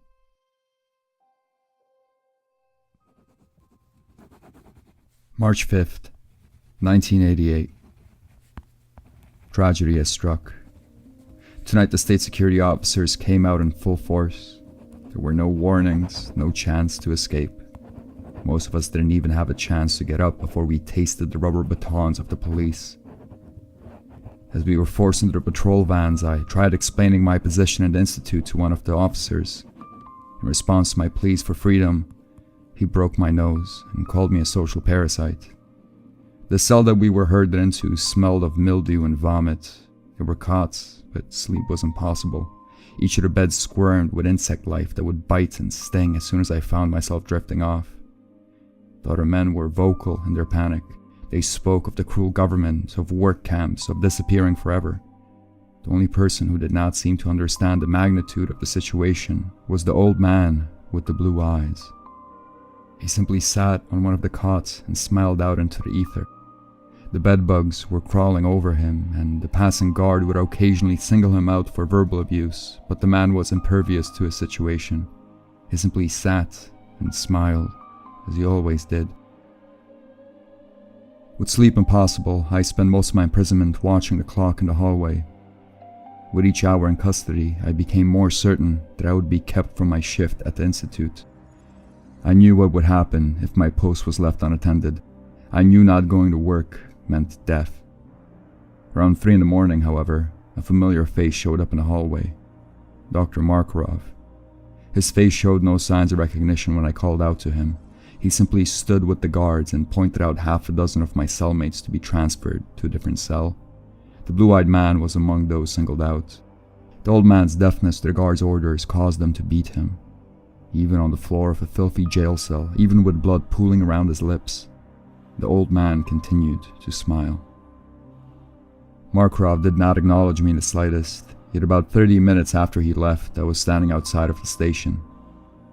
Apparently someone from the institute had contacted authorities and insisted on my immediate release. It was the guard who assaulted me who delivered the news. He apologized, twice, once when I was taken out of the cell and then again when I was let out of the police station. His first apology was rushed. The man merely admitted his guilt and asked for my forgiveness as he took me out of my cell. It wasn't until we were outside of the police station, free of the prying eyes of his co-workers and the jailed vagrants, that he started to beg. He said he had a family. He said he wasn't a violent man. He said he wouldn't have hurt me had he known that I was a member of the Institute. I had no appetite for retaliation. I simply wanted to get back to my hotel room. I needed sleep. I still need sleep. There's less than an hour left before the hotel siren forced me to march to the Institute once more. I should have gone to bed the moment I returned to my room, but sleep refuses to come. I worry that my clash with state security will have further repercussions, that my regular drinking circle will be dissolved, that I will go mad in my sober solitude. I fear what today will bring. This morning, as we made our way to the Institute, I walked beside Markarov in hopes that he would speak to me, that he would give me some semblance of social contact to make sense of the previous night's events. He did not. The whole way to the Institute, he pretended I did not exist, just as he had done the past couple of months. There was no mention of my arrest at work, no warnings, no inquiries, no repercussions. Up until lunch, my workday was no different from any other. I worked at unraveling the mysteries of the shaman tape, just as I had every day. When I made my way towards the elevator to eat lunch with the security guard, however, something was different. The main hall of the Institute has always been silent. So silent, in fact, that you can hear the echoes of your own breath if you stand still in the middle of the cathedral structure. Today, however, I heard something else. I heard whimpering. Coming from one of the office doors at the ground floor, I heard whimpering. My initial instinct was to open a door and investigate, but that was just the byproduct of my sleep deprivation and substance withdrawal. I fought that instinct. I knew that the Institute held secrets that were far too troubling for the mind to handle. With the little willpower I still had at my disposal, I forced myself to ignore the whimpering. I was ashamed of my callousness, of my lack of empathy for human suffering, yet I bit down on my sense of morality and made my way to the elevator. I managed to ignore the pleas for help. What I could not ignore was the banging on the door.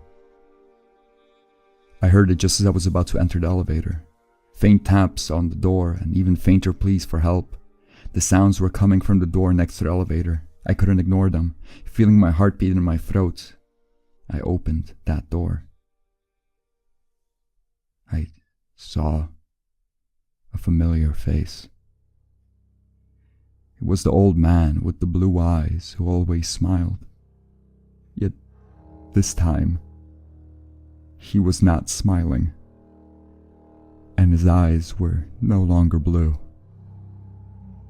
The man's face was stuck in a pained grimace. His arms were outstretched in a desperate plea for help. His blue eyes were gone.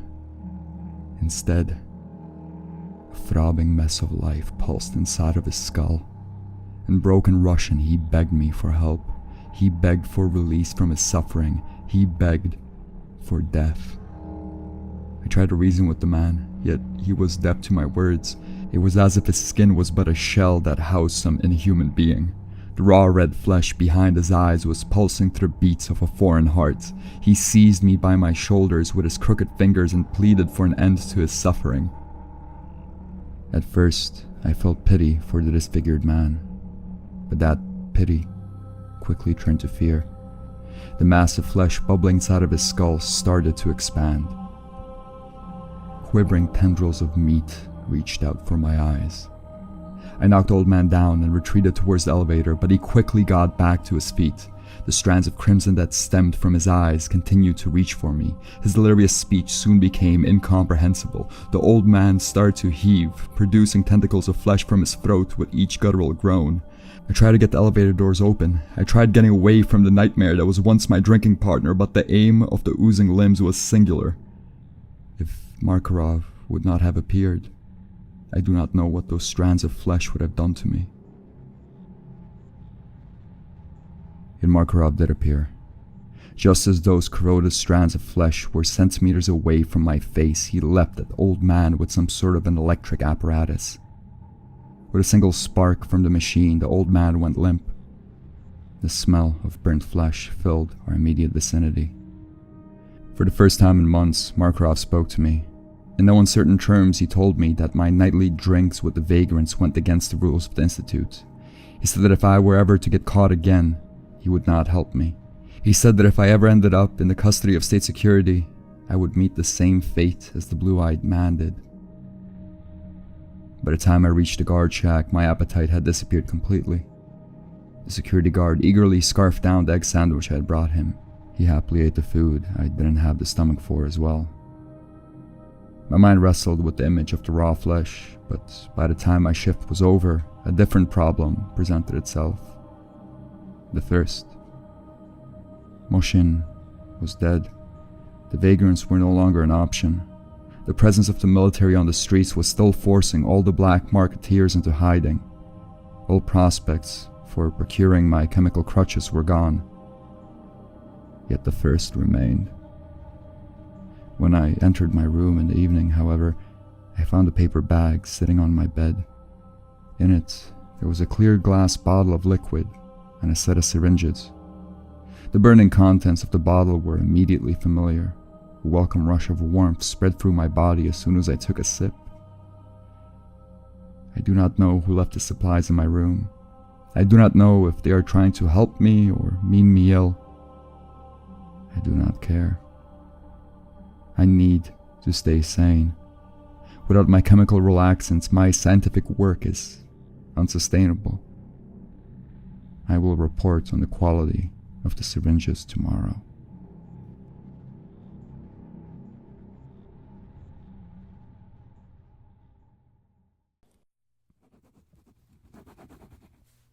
March 29th, 1988. It's an indescribable rush of anxiety. Seconds after the syringe enters my skin, I can feel it creeping down my spine. Every worry, every hopeless prognosis of the future, each and every bit of stress that gathers in the back of my brain throughout the day comes to the foreground. The tension all gathers into one pulsating blister of gritted teeth and sweaty palms, and then, pop, it disappears. It usually takes me about 15 minutes to stop vomiting. It's not euphoria, it's not pleasant. The syringe forces me to reach deep into my depth and regurgitate what feels like a bottomless well of neurosis. When that well does finally run dry, however, all that is left is a sense of detachment. I spend my days exploring knowledge that could bring an end to human civilization. Interesting. My mental well-being has deteriorated to the point of no return. An insightful observation. Each day, a couple dozen souls work underground trying to bend the scientific method to the rules of the incomprehensible under the threat of catastrophe. Sounds stressful. I'm still aware of the soul-crushing weight of my position, but when I'm sober, the burden feels personal, like something that belongs to me. Once the initial discomfort of the syringe has worn off, the concept of tension becomes wholeheartedly abstract. I scarcely touch the liquor now. I don't need it. I wake up to the siren, I march to the institute, I take part in the horrid study that fate has trapped me in, I march back to my cramped hotel room, I inject the syringe, I vomit, I calm, I go to sleep, I wake up to the siren. My days have started to blend into each other, only being interrupted by notable glimpses of knowledge I regularly salvage from the shaman tapes. At some point last week, Dr. Herkel stopped by my lab to discuss progress on my research. I'm pretty confident that he is responsible for the syringes arriving in my room every day. He did not ask about the medicine directly, but he did make implications towards the sort of sacrifices a scientist must make in the pursuit of knowledge. He is pleased with my research. He tells me I should be proud. I have taken to walking around the Rusalka in the evenings. I tell myself I am going on strolls through the hotel because it's cold outside, but I suppose a part of me doesn't want to go past the streets where I once drank. I don't want to think about the drunken nights with the vagrants. The syringes are capable of helping me suppress my current emotional state. I don't want to complicate things. My work is far too important I fear putting down any extensive knowledge of the film reel on paper, but the power of the artifact is much more extensive than I originally thought.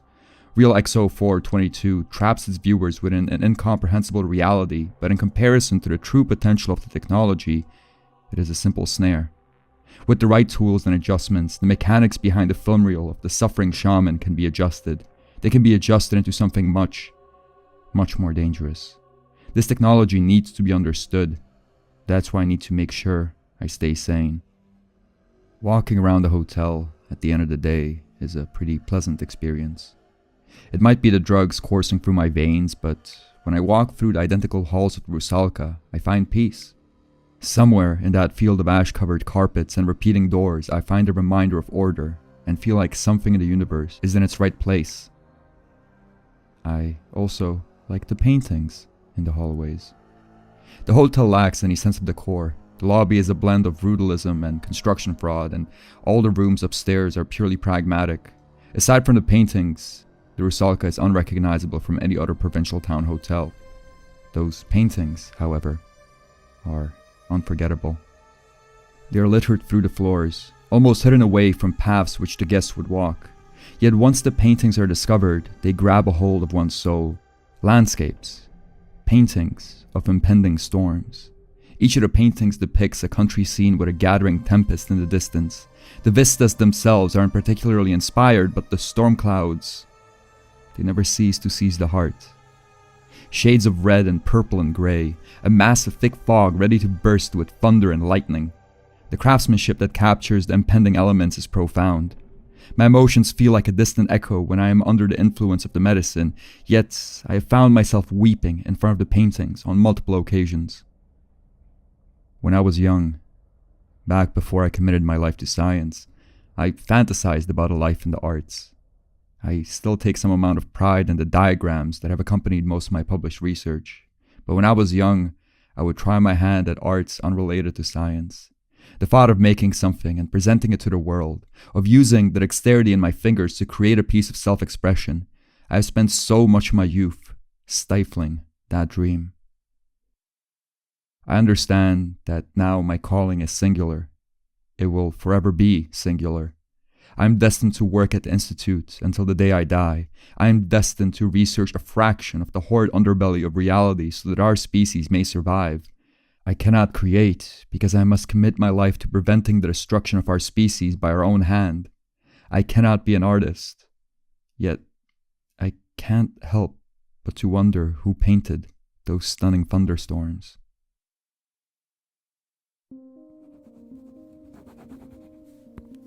April 25th, 1988.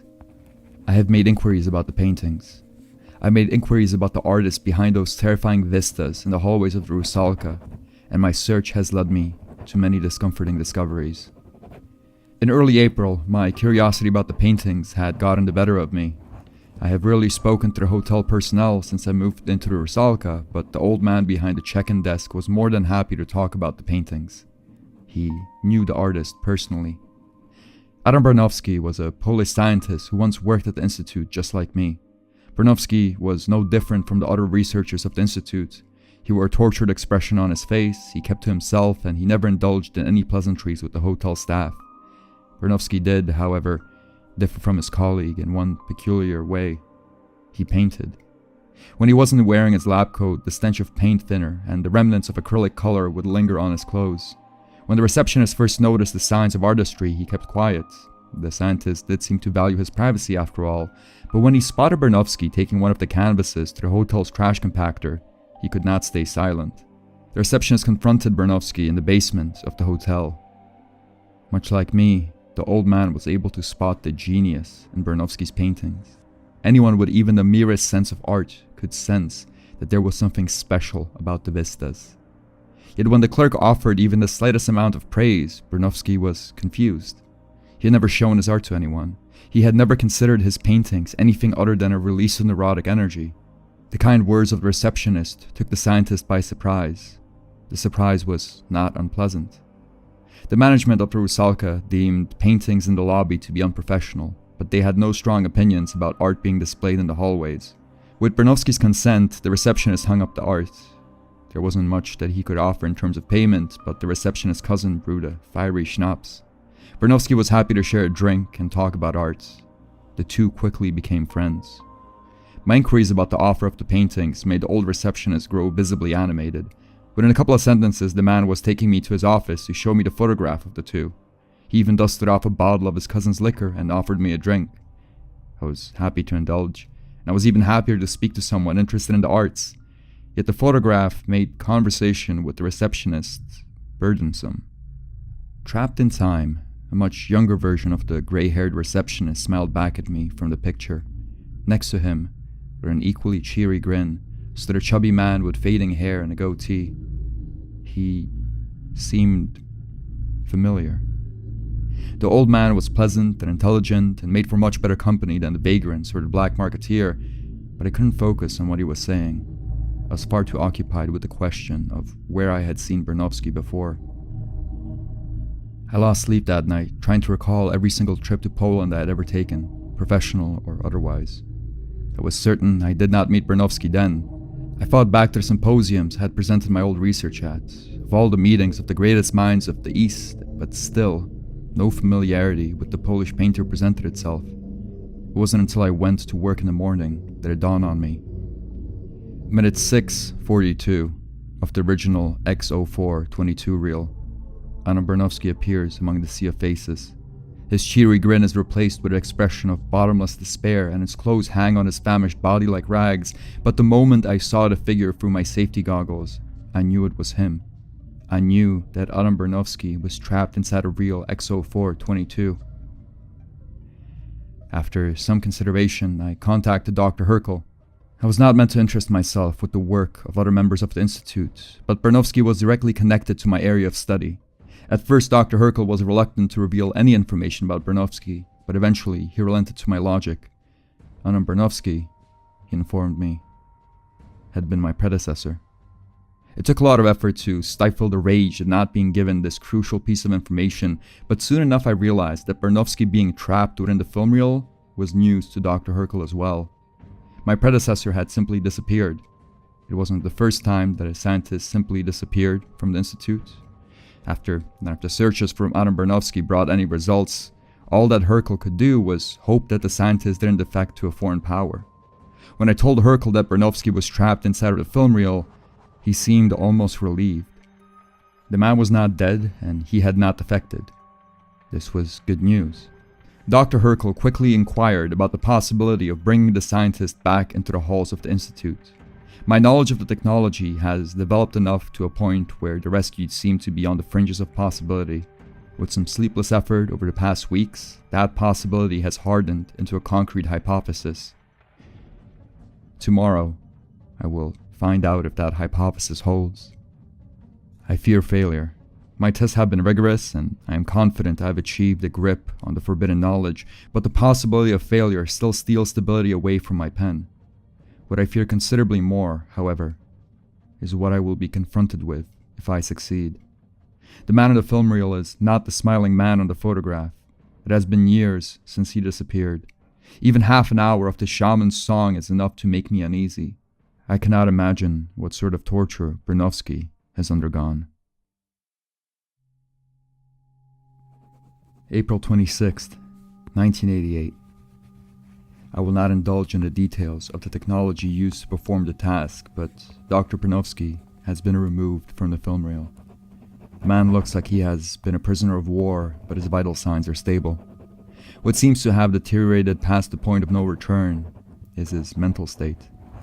The moment Dr. Bernowski found himself within the confines of my laboratory, he exhibited signs of total psychological collapse. He did not scream like a man. The sounds that emerged from the emaciated scientist were akin to the howling of a wolf. It was not joy that provoked the screams, it was not pain or fear or any other human emotion. The sounds that quivered out of Dr. Bernowski's throat were pure manifestations of chaos. After years in the company of the horrid shaman, the scientist had turned completely feral. Dr. Herkel insisted on being present for the extraction and brought along 2 members of the Institute's security forces. The presence of the stone-faced strangers with rifles made me uncomfortable, but they proved useful. When Dr. Bernowski awoke on the floor of my laboratory, He attacked me. I want to believe that the reason why he leaped at me was because I was the nearest person to him, that his assault was a mere product of shock. But my hopes remain restrained. Dr. Bernovsky will be kept in the Institute's holding cells for the time being. A medical team will be dispatched tomorrow to see what sort of insight his physiology can reveal about the future potential of the film reel technology. Dr. Herkel has agreed to me being privy to the information gained from the medical exams, but he has been very hesitant about allowing me to have contact with my predecessor. Herkel says that I should be focusing on exploring how the ejection of Bernovsky from the footage has affected the nature of real XO422. I hold deep respect for Dr. Herkel, but in this one avenue, I believe he is wrong. Dr. Bernovsky's absence from the tapes is obvious. He is no longer among the suffering chorus that chants along with the shaman. There is nothing else to be explored about it. Yes, the reels, the copies of the footage, the instruments I have constructed, there is still countless amounts of research which I can gain from staying in my lab, but interviewing someone who has been trapped within the film reel for a prolonged period of time is undoubtedly a better use of my time. I have made my case to Dr. Herkel today, and I will do so again tomorrow. I demand to speak to my predecessor. It is necessary for my understanding of real XO422. Yet, as I write these words, I realize there is another reason why I crave to speak to Bernovsky. His insight into the real, his scientific brain. Undoubtedly, there is knowledge to be gained, but I want to speak to Bernovsky not simply as a peer in the realm of science. I want to speak to him as a fellow artist. Over the past weeks, I have begun to doodle in my journal. At first, I thought that a need to draw shapes was simply the byproduct of the syringes, but the more I think about it, the closer I get to having to admit to myself that Bernovsky has inspired me. Somehow, even in the midst of committing his mind to a horrid breed of science just like I have, the man has managed to create art. I am a scientist, first and foremost. This is my duty, but I crave to know more about the artist's brushstrokes. April 27th, 1988. I did not go to my lab this morning. I went directly to Dr. Herkel. The information the medical team has obtained from examining Bernovsky confirms most of my hypothesis and inspires new crucial areas of study. I was pleased with the results of the physical tests, but the psychiatric evaluation is what I was most interested in. The results were not good. Once his screaming had driven him hoarse, Dr. Bernovsky quieted down and became catatonic. He showed comprehension of the questions he had been asked, but past monosyllabic answers, he refused conversation. No psychometric tests could be performed. The patient refused to cooperate. I asked Dr. Herkel what was to happen with Bernovsky. He spoke in euphemisms, but his answer was clear. Anna Bernovsky knew far too much about the Institute to be left alive, even if turned catatonic. I demand to see my predecessor. For a moment, Herkel watched me like a headmaster regards a disobedient pupil, but eventually he relented. He knew I was right. Me speaking to Dr. Bernovsky was essential to my research. The holding cells of the Institute are in the uppermost echelon of the wall of doors. When one walks into the cathedral structure from the elevator, all memories of nature dissipate. But up near the vaulted ceilings, one can smell the gentlest hint of the forest outside. The sight of the tiled floors below still made me grip the railings tight, but it was pleasant to breathe in somewhat fresh air. Sitting opposite someone who has also inspected real XO422 was a surreal experience. I was sitting opposite the only person in the world that could comprehend what I had been through over the past 6 months. I was sitting opposite the only person in the world who could understand the dread that shaman instills in the soul. Yet, I kept my questions as professional as possible. I tempered my tone. I did not display any sympathies. I knew I was being watched. My questions did not get a response to Bernovsky. When I told him I was a successor and that I had witnessed real XO422, he raised his sunken eyes to look at me. But after that brief moment of acknowledgement, all my questions received was a slow nod of the head. Bernovsky refused to talk. Knowing that this was possibly the last moment I could spend with my kindred spirit, I produced a pen and paper and passed it over to him. I told Adam Bernovsky that his paintings were still hanging in the halls of Rusalka and that they had caught my attention. He acknowledged me once more. This time, his gaze wasn't momentary. There was a flicker in the man's tired eyes. When I passed him the pen and paper and asked him to draw, his face twisted into a grimace of utter confusion. He regarded the objects as completely foreign, but eventually, all while keeping terrified eye contact with me, the man crawled beneath the desk with the pen and paper. Down by the cell's sole air vent, Adam Bernovsky started to draw. The situation was highly unusual, but I had empathy for the scientist. When I was young, I too used to hide under tables and draw when I found myself uncomfortable. The mental trauma that Dr. Bernovsky experienced being trapped inside real XO422 was immeasurable. A regression to infancy wasn't unexpected. What shocked me were the products of his drawing. At first, all that was on the paper was a scattered grouping of shapes. It was as if Adam Bernovsky's world existed purely as disconnected geometric objects. Yet then, something recognizable started to appear on the paper. Through lines that followed no logic, and shading patterns that revolved around an incomprehensible light, a machine appeared on the sheet. By the time he crumpled up the paper and placed it in my hands, I knew exactly what I was looking at. Dr. Bernovsky had drawn the machine I had used to free him from the tape. "Paper," he rasped from beneath the table. "Paper more." Without a moment's hesitation, I tore out a page from my journal and passed the paper down to the artist below. He drew once again, growing more animated with each stroke of the pen. The drawing he gave me was a furious marriage of the scientific and artistic brain. The art breathed with the same power that surrounded Bernovsky's storm paintings. It also functioned as a detailed diagram of a piece of complicated technology. Had I seen the drawing 6 months prior, I would have been able to design the machine within a week. "Paper," he said once more. "I need paper. Paper for draw." The crumpled up piece of paper I received in exchange for the torn sheets made my blood run cold. A set of lenses organized in a fashion that would suggest the modern handheld camera, but considerably larger. A machine that, if wired correctly, could capture objects and transport them into the foreign realm. Dr. Bernovsky had drawn a piece of technology that was not yet built. There were minor adjustments in the lens positioning and the power source in his version, but I was looking at a diagram of a machine I was still in the process of designing. "Sky," Bernovsky whispered from beneath the table, sniffing at the air duct. "I draw for sky." The following pictures he handed over were still impressive in their detail, but no new technology was revealed to me.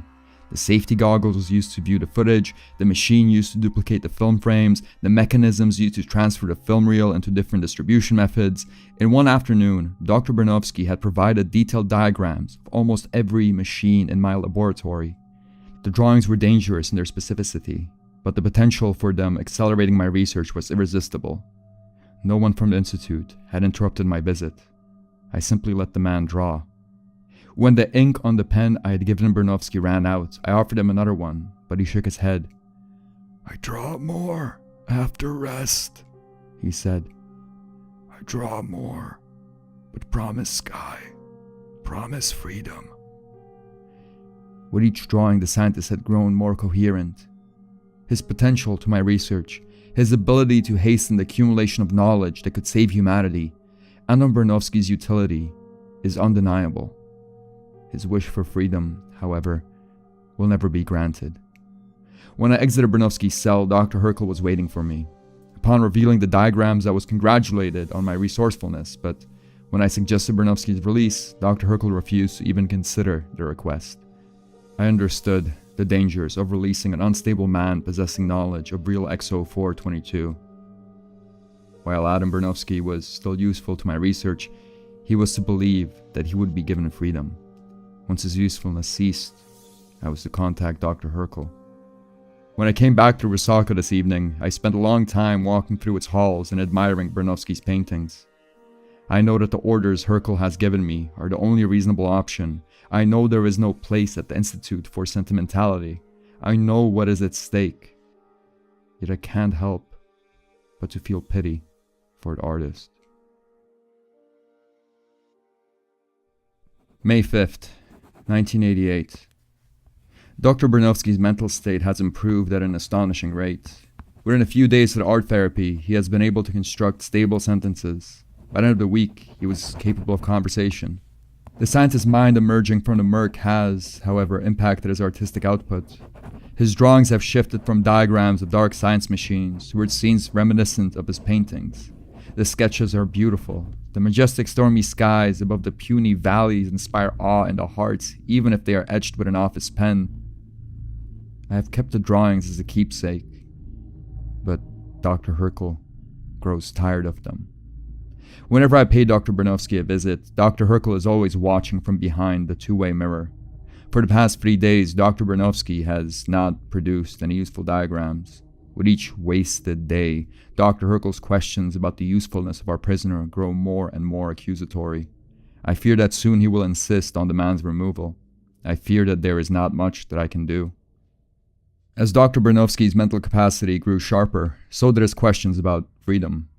What at first was a polysyllabic plea for sky has shifted into an expressed need for conditions of release.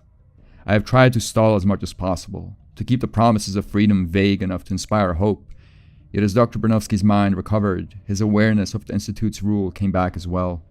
Today he asked me who is currently in charge of the Institute. The moment I mentioned Herkel's name, he stopped drawing. He said he knew the man. He said he knew that Dr. Herkel would never release him. I tried to lie and convince him that Herkel was willing to let him leave if Bernovsky swore that he would stay silent. But I am not a good liar. Finally, I gave up. I told Dr. Bernovsky that there was no blue skies waiting for him, and that he would only remain alive as long as he remained useful to the research. For a moment, he simply sat beneath the table, staring into the air vent, caught in a daze. Then, gripping the pen I lent him tight enough to snap it, he informed me he would no longer draw. When I tried reasoning with the man, when I told him that the promise of potential diagrams was the only thing keeping him alive, Bernovsky rejected all attempts at civilized conversation, and instead, he attacked me. He managed a single bite into my foot before the stone-faced security men came in and subdued him. Dr. Herkel was not pleased with my conduct. The syringes have kept me composed so far, yet as I write these words, I can't help but sense a quiver in my hand. I feel guilty. I feel guilty for lying to the man, for being a part of the mechanism that will ultimately snuff out the spark which he could have shared with the world. Even past the laudanum coursing through my veins, I feel a deep shame for being partly responsible for the death of Adam Bernovsky.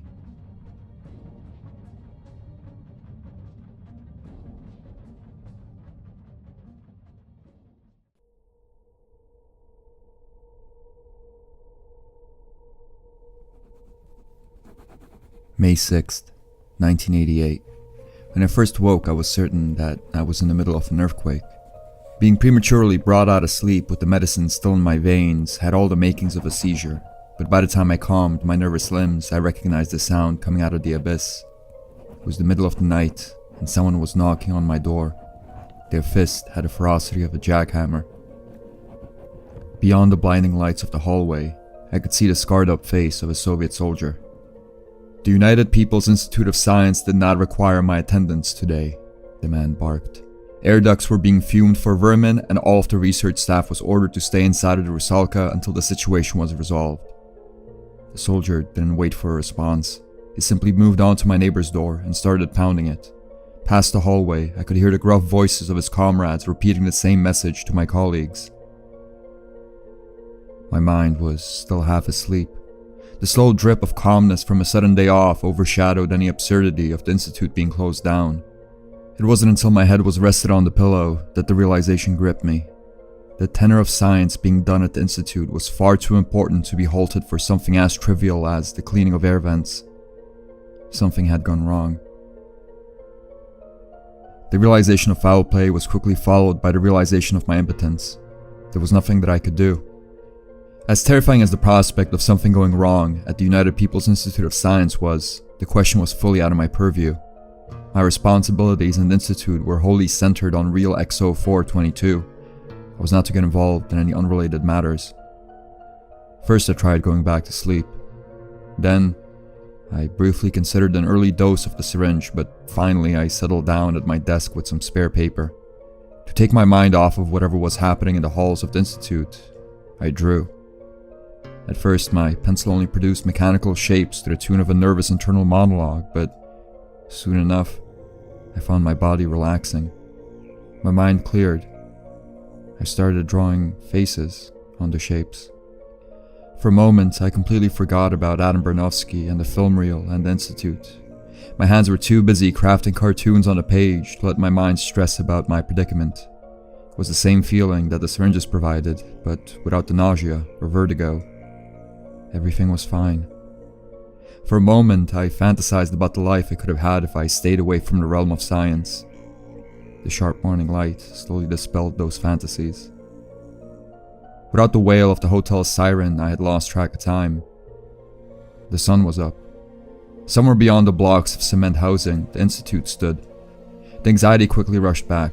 Not being able to sit still, I descended to the lobby of the Rusalka. A small crowd of soldiers milled around at the brutalist entryway of the hotel. The moment I climbed out of the elevator, their loud conversation quieted down. The young man silently smoked and watched me as if I were a foreign spy. I made my way across the lobby as inconspicuously as I could. The question of why the soldiers were in the hotel to begin with didn't linger for long. There was a state security bulletin poster right next to the communal coffee pot and the front desk, and each pillar that stood in the Rusalka's foyer. Tired, sunken eyes stared at me from the paper. The face was more than familiar. Anna Bernofsky, dangerous enemy of the people. Shoot on sight. The syringes haven't helped the least bit. I've spent hours lying on the bed with my blood full of sedatives, hoping to fall asleep, hoping to avoid any further thought of what happens if Bernofsky's diagrams fall into the wrong hands.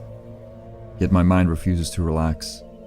If the man truly escaped the Institute, if he was able to reveal even a fraction of the dark science that he has studied, there is no way the technology can be contained.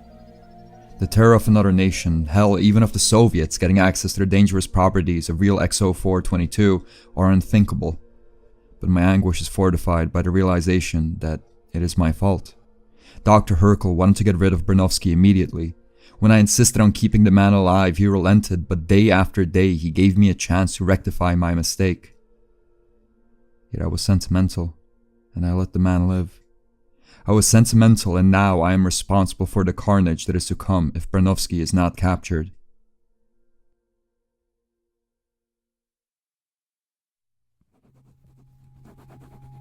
May 7th, 1988. It is as I feared. Yesterday's fumigation of the air ducts did nothing but slow essential research. Bernofsky had made his escape through the ventilation of the Institute.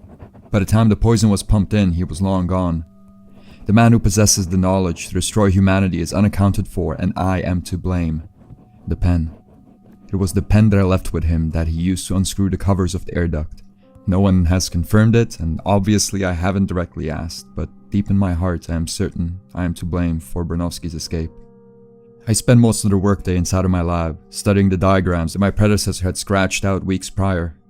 There was the gentlest hint of something chemical in the air, something foul that made my stomach uneasy, but I still managed to make a fair amount of progress in bringing Bernofsky's blueprints into reality. For a moment, my hopelessness relented. The maddened scientist was still unaccounted for, but any progress in understanding of the horrible science I was tasked with lifted my mood. The contentment did not last long, however. When I entered the Rusalka, the old receptionist took quick notice of me. I hadn't even taken off my coat when I heard him knocking at my door. The poor man was distraught. He held the state security bulletin in his hand, but kept it away from his body as if it were toxic sludge. Without glancing at the paper, the old man recited all of the crimes that Adam Bernofsky was accused of. He asked me if the accusations were true, if even a shred of what was being said about the artist could be believed. I knew full well that the crimes that Bernofsky was charged with had no basis in reality, but rather served as a motivator for him being captured. Yet I knew I could not tell the hotel clerk that. I knew that knowing the truth would put the old man in danger. So instead I bit down on any semblance of empathy and spoke about how the worst of us carry our sins in complete secret. The old man's heart slowly broke with each word that I uttered. Finally, when he accepted that the artist he once admired was a monster. He spoke. There were some art supplies he had kept for his friend's unlikely return. He no longer had any interest in storing them. With the easels and the paint and the charcoal, my room is considerably more cramped now. Even in my exhaustion, however, I can still produce a little bit of joy from being given the tools to express myself. There is nothing else for me to do. There is no way that I can affect the impending disaster that Bernowski's fate revolves around. All I can do now is draw. All I can do now is draw and hope that tomorrow will bring better news.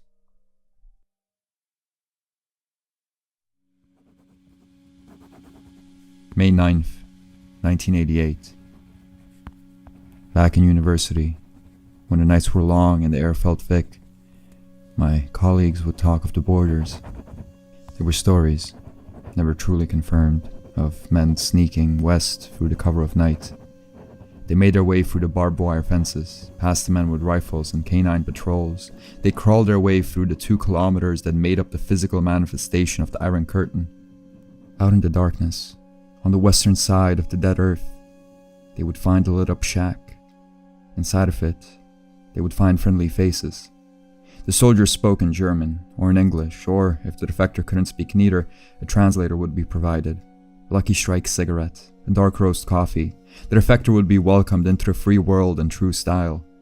After paperwork was finished, and a life free of the boot of totalitarianism was just a stone's throw away, the soldiers would ask questions. Are you aware of any human rights violations happening in your country? Is there anyone else that you know who is suffering? Please, tell us everything you know. We have men in the shadows who can help. They just need to be told where to go. The defectors would talk. Who would, after all, leave behind their family?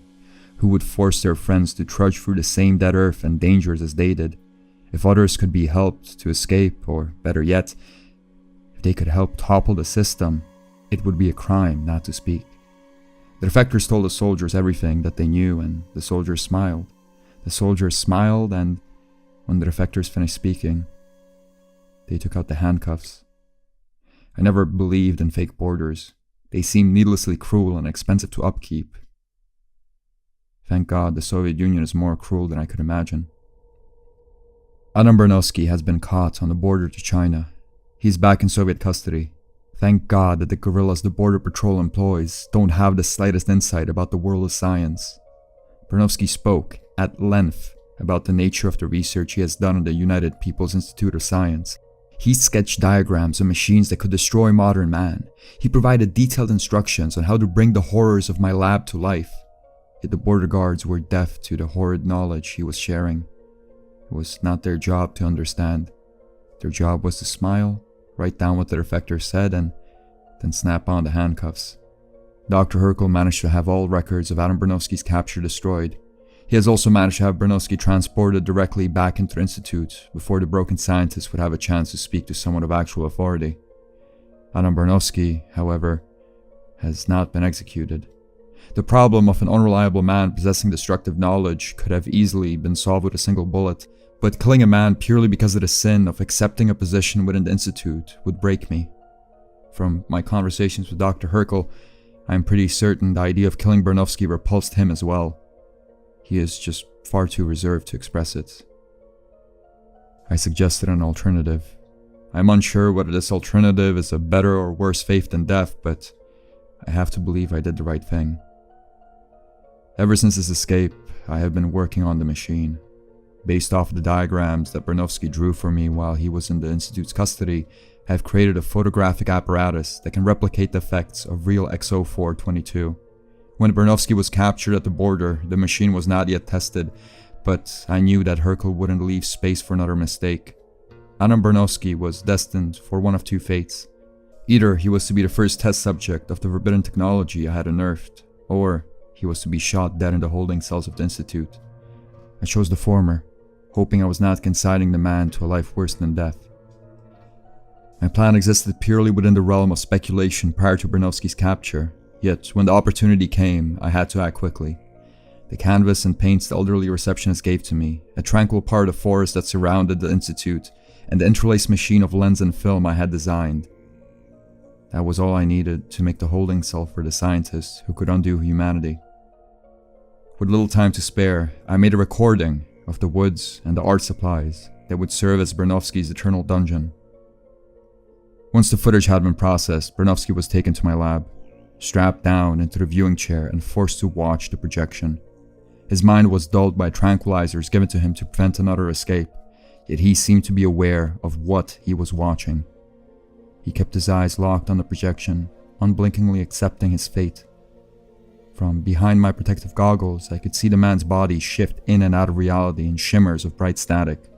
For a minute or so, the man defied all laws of physics, and then he was gone. Real XO 501. That is the designation of Bernovsky's new home. The first few times I've played the tape, all that I could see was a man battered by life trying to make sense of the perplexing universe before him. Bernovsky simply stood in front of the easel, looking beyond the trees and the sun and sky. Slowly, play by play, the man's place in the footage changed. Each time I reversed the footage, he was closer and closer to the easel. By the time I left the Institute, Bernovsky no longer seemed confused by where he was. By the time I left the Institute, Bernovsky was painting. He is drawing a landscape in the midst of a horrid storm.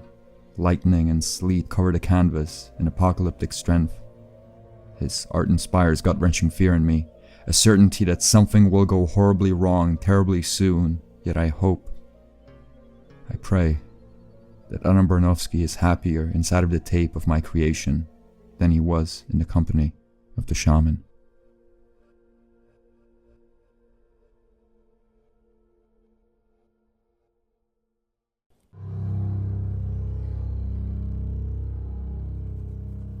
October 12th, 1988. My shift was done. I was on my way down the staircase. It was time for me to go back to the Rusalka and plunge my mind into the abyss in hopes of staying sane. That's when I heard him. A flutter of a lab coat followed by the spine-chilling crack of a broken neck. The impact against the tiled floors had rendered the man unrecognizable. All I knew is he was one of my co-workers, or at least he used to be, before he met the Institute's mosaic head-on. Did someone push him? Did he jump of his free will? Small clumps of stern-faced scientists watched from the wings of the cathedral structure. The man was clearly dead. There was no helping him. We could only contemplate. I never found out who that man was, or under what conditions his fall took place. The following day, all that was left of him was a solitary tooth tucked under the metal staircase in a vacant research station. Soon enough, the tooth disappeared. The further my research went on, the more aware I was of the dangers that could potentially be unleashed on humanity. Even with my daily indulgences in art and sedatives, I could feel my sanity slowly slipping away. Not wanting to occupy my mind with matters unrelated to my research, I did my best not to think of the dead scientist. I'd almost forgotten him by the time Dr. Herkel entered my laboratory. It was maybe 2 weeks after his death, but he broached the subject as if it happened 5 minutes ago. He did not use the man's name, nor did he mention the research he had been working on. Dr. Herkel only spoke of the fall and a premature opening in the Institute's Council of Scientists. I had been deemed a reliable replacement. The Institute could only be run with proper oversight by individuals who understood the importance of the research being committed within its walls. My opinion on the matter is unimportant. I am expected to attend the monthly status report meeting tomorrow after my research shift is done. Dr. Herkel explained my new responsibility to me in a slow, somber voice. I was to become acquainted with all of the research being conducted at the Institute. I was to become familiar with the threats that faced the Institute, both internal and external. I, along with the rest of the Council, was to make decisions in the name of the United People's Institute of Science. The knowledge of my own demented research steals sleep away at me at night. The brief glimpse of the madness which Dr. Alieva and Dr. Krimsky explore, the horrid flesh which Dr. Markarov occupies himself with, it is all simply too much. The weight of the knowledge I have been privy to so far is already too much, but I fear that tomorrow the thread of sanity that is still in me will completely sever. October 13th, 1988.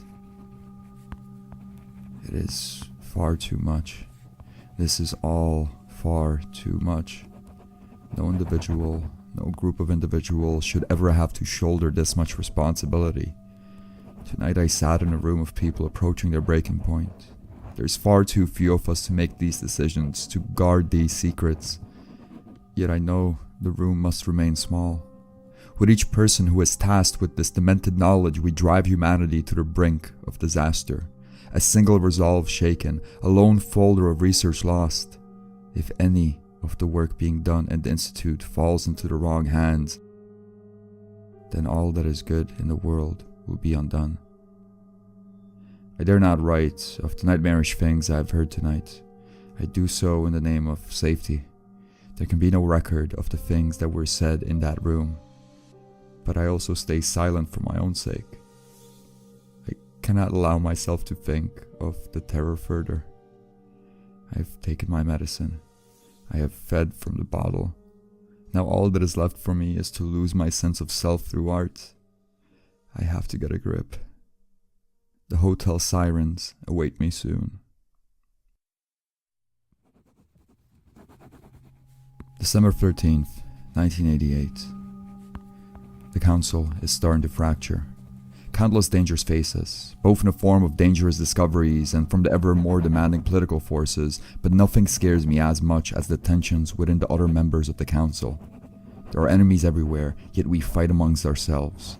Some are calling for the complete shutdown of the Institute. Others, mainly Dr. Markarov, are calling for unification with a research facility beyond the Iron Curtain. Hercule still has control over the room. His demands are always followed, yet I do not know for how long he will retain his position of leadership. The man who stands at the helm of the Institute is old, and there is no worthy replacement. Even if he lives long, even if he survives another decade, even two, the hoard knowledge contained within the halls of the underground cathedral will not simply disappear. Beneath the earth there is a storm brewing, and its effects will be catastrophic. When I was young, I wanted to be a cartoonist. I wanted to amuse and delight and impress. When I was young, I never imagined I would end up in this stuffy hotel room with my veins maligned with poison. My drawings have been taking shape. There's characters on the page. Characters of a story, a children's story, a story about a scientist. The images are still lifeless, but I know that with enough practice. All that I want to do is to clear my desk and commit myself to artistic pursuits. I want to draw and draw and draw until I fall asleep, and then I want to wake up and draw again. But I know that I cannot. The hotel siren await me. If I do not sleep, my research will suffer. And my research cannot suffer. January 5th, 1989. I was returning from my lunch with a security guard when I found him. He was standing in the middle of the Institute's mosaic, staring up at the impossible mess of doors as if he were a religious man facing a stained glass window. Whatever god Dr. Hercule was communing with was not a merciful one. As I walked by the old man, I could hear him quietly weep. I did not approach him. The man had always kept to himself, and I knew it would be highly inappropriate of me to speak to him.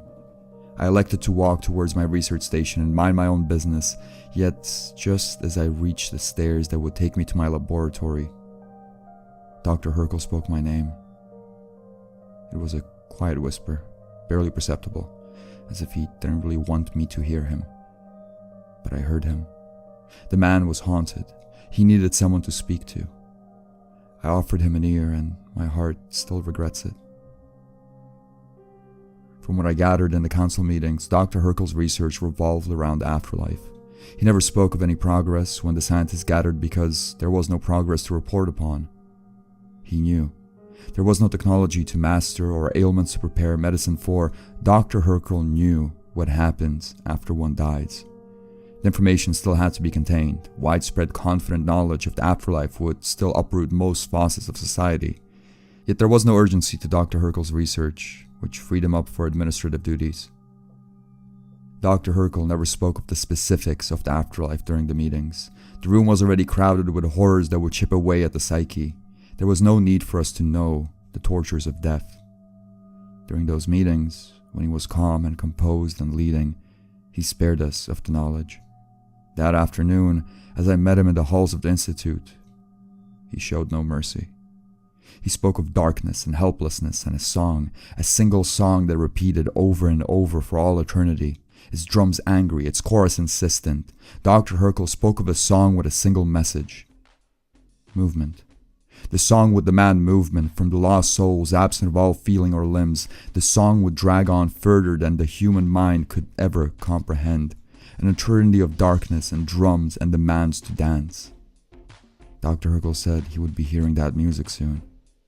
He had been fighting a malignant growth inside of his body for years, and now defeat seemed to be on the horizon. I had no words. There was nothing that I could say. He knew much better than me where his life, where all life, was heading. Dr. Hercule's description of the afterlife struck fear in my heart, but what was worse, what was infinitely more concerning, was seeing the head of the scientific council lose all grip on his emotions. Dr. Hercule must have registered the fear in my eyes. With a swift shake of the head, Dr. Hercule let go of all his sorrow and transformed back into the stern-faced scientist I was familiar with. He apologized for being unprofessional, told me not to worry about his health, and quickly retreated back into his office. For the rest of the workday, I tried committing all my energy to my research, but the intrusive thoughts of the Institute's future seeped away at my focus. They still do. Regardless of the poison I inject, regardless of how much I try to distract myself, I can't help but to think of the future. Hercule will die. I do not know when, but Hercule will die. Hercule will die, and the gathering storm clouds will burst into a blizzard of inhuman proportions.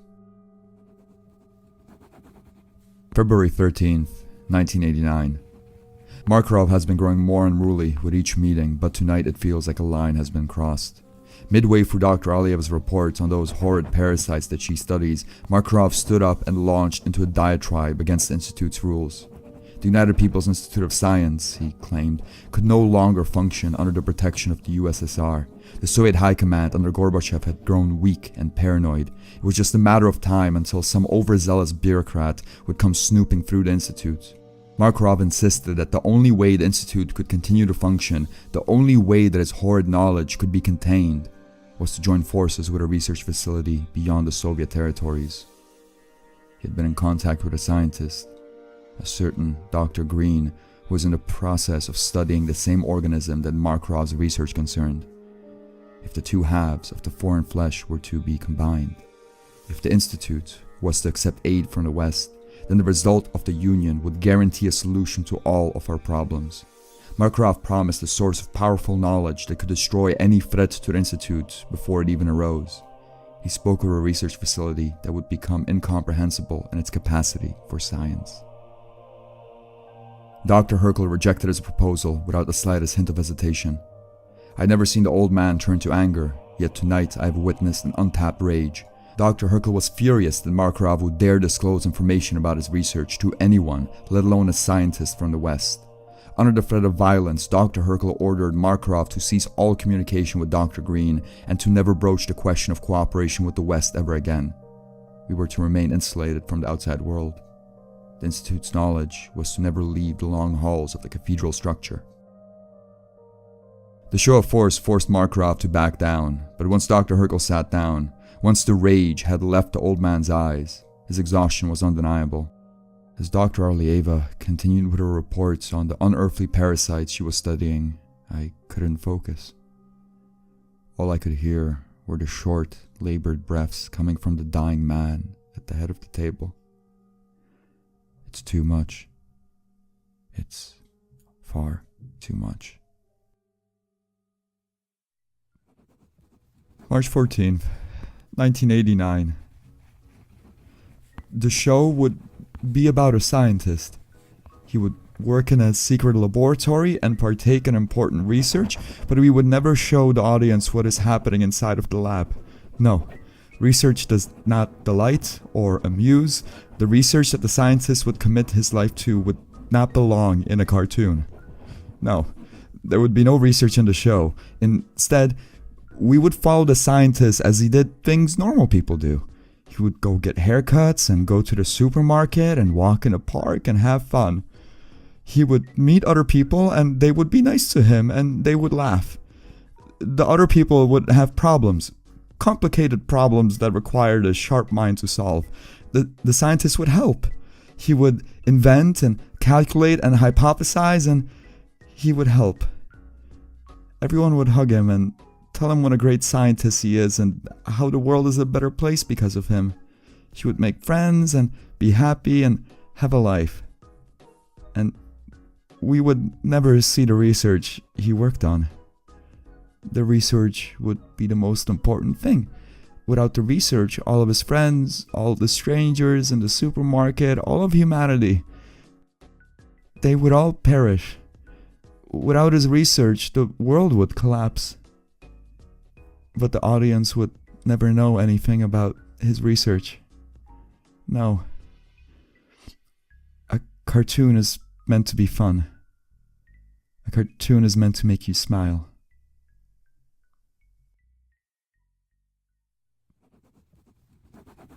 April 13th, 1989.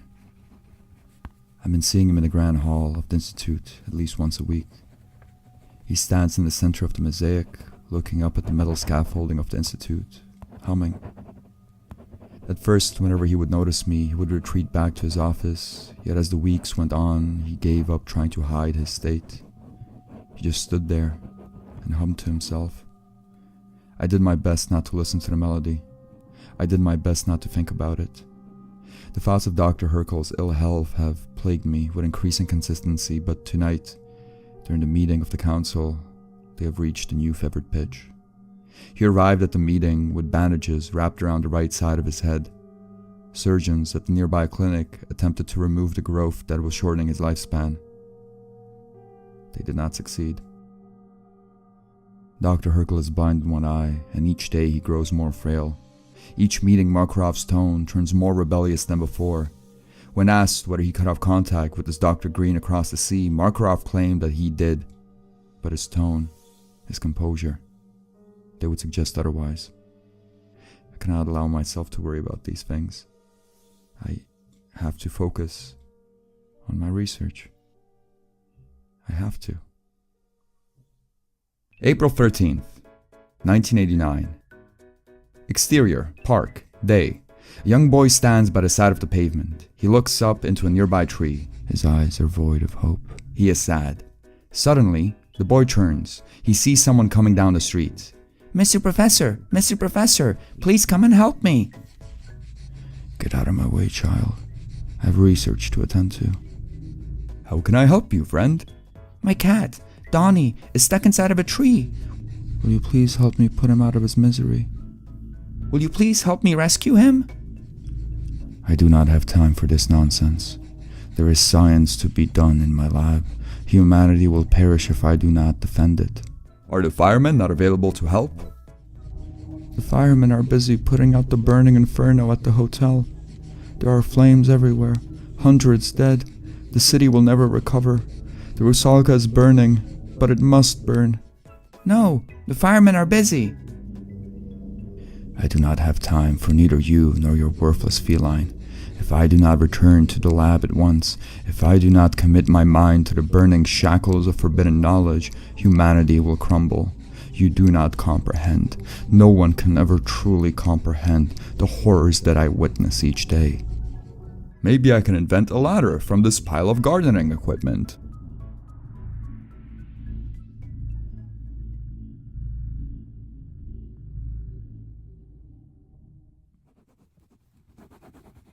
November 5th, 1989.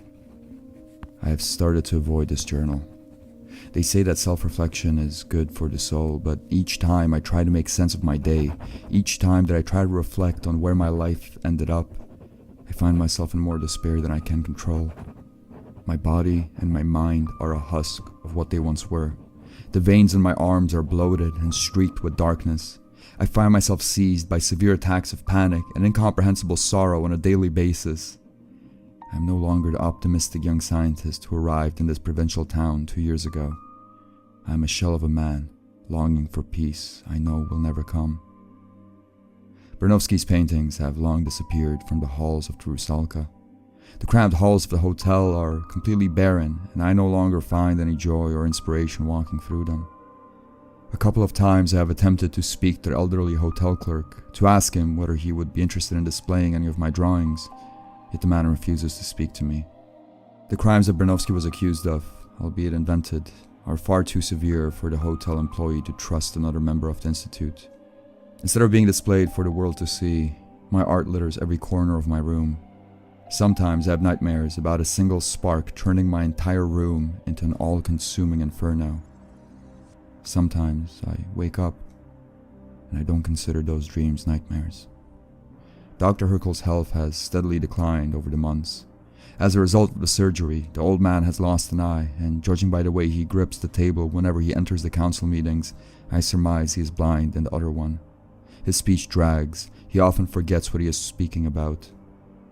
During the last two meetings, a look of utter confusion drifted across his face as if he was suddenly unaware where he was.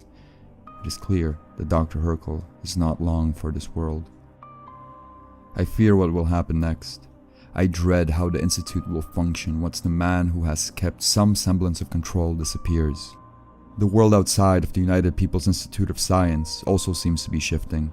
The cheery security guard whom I have taken my lunches with for the past 2 years seldom talks about work, but I have noticed an ever-growing stack of official documents on his desks. There are orders coming in from various branches of the Soviet High Command, conflicting orders given under dubious authority. My world is shuddering at its foundation, and the burning notes of catastrophe are in the air. It's too much. It's far too much. I want to give up. I want to relinquish the minuscule pretense of control over my fate that I hold and surrender my body and mind to what is to come. But I know that I cannot. There is research to be done. The sirens await me. I should sleep. December 13th, 1989. Tonight's meeting of the Science Council barely concerned any research. There are outstanding threats within some of the experiments. There are issues that need to be discussed and solved. Yet while we focused our attention on the dangers of the dark knowledge being pried from the depths of the Institute, we completely forgot about the outside world. All of the available newspapers being heavily censored definitely helped keep us blind. Today, Dr. Herkel informed us of some serious changes in the outside world.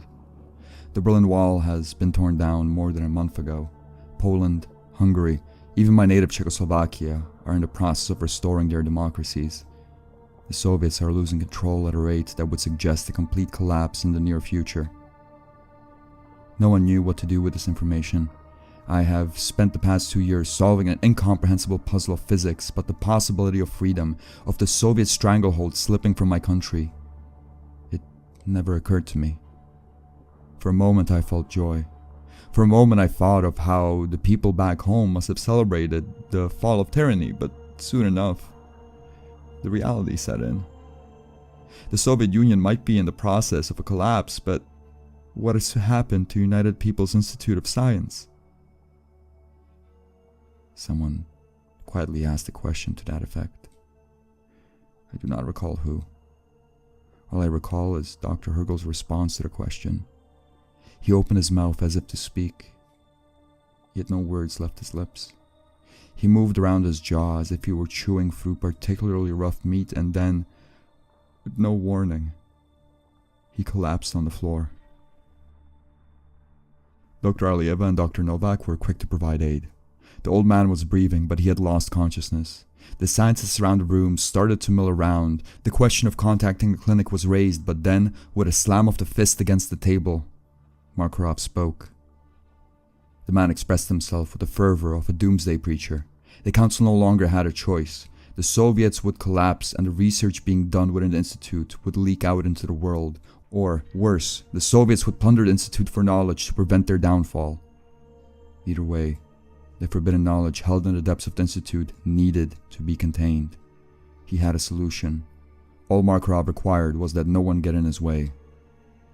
Turns out my instinct about Markarov was correct. He had not ceased his communication with this Dr. Green. In fact, he had convinced Green to send over the Western breed of the organism which he had been studying. Once the two strands of flesh were connected, there would be nothing that the Institute would ever have to fear. All Markarov required was that no one get in his way. Markarov spoke with a certainty, with a confidence that none of us had. He was resolute in his belief that the organism that he had been studying could protect the secrets of the Institute. He had a solution. He was the only one with a solution. Before any dissent or agreement could be voiced, however, Dr. Herkel rose from the ground. The old man was dazed and could barely string a sentence together, but eventually he strained out a plea. He was not feeling well. He asked, with frail politeness, that the meeting of the Scientific Council be rescheduled to tomorrow. Silence descended on the room. Markarov's gaze shifted from person to person until it settled on me. He knew I wanted to say something to Dr. Herkel. I wanted to warn the old man of the plot that was taking place behind his back.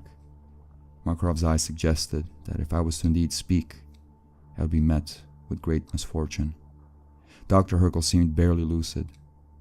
I decided to stay silent. The pouch of syringes regularly delivered to my room is empty. I have drank all the liquor at my disposal. I can't think. I can barely breathe. It's too much. It's far too much.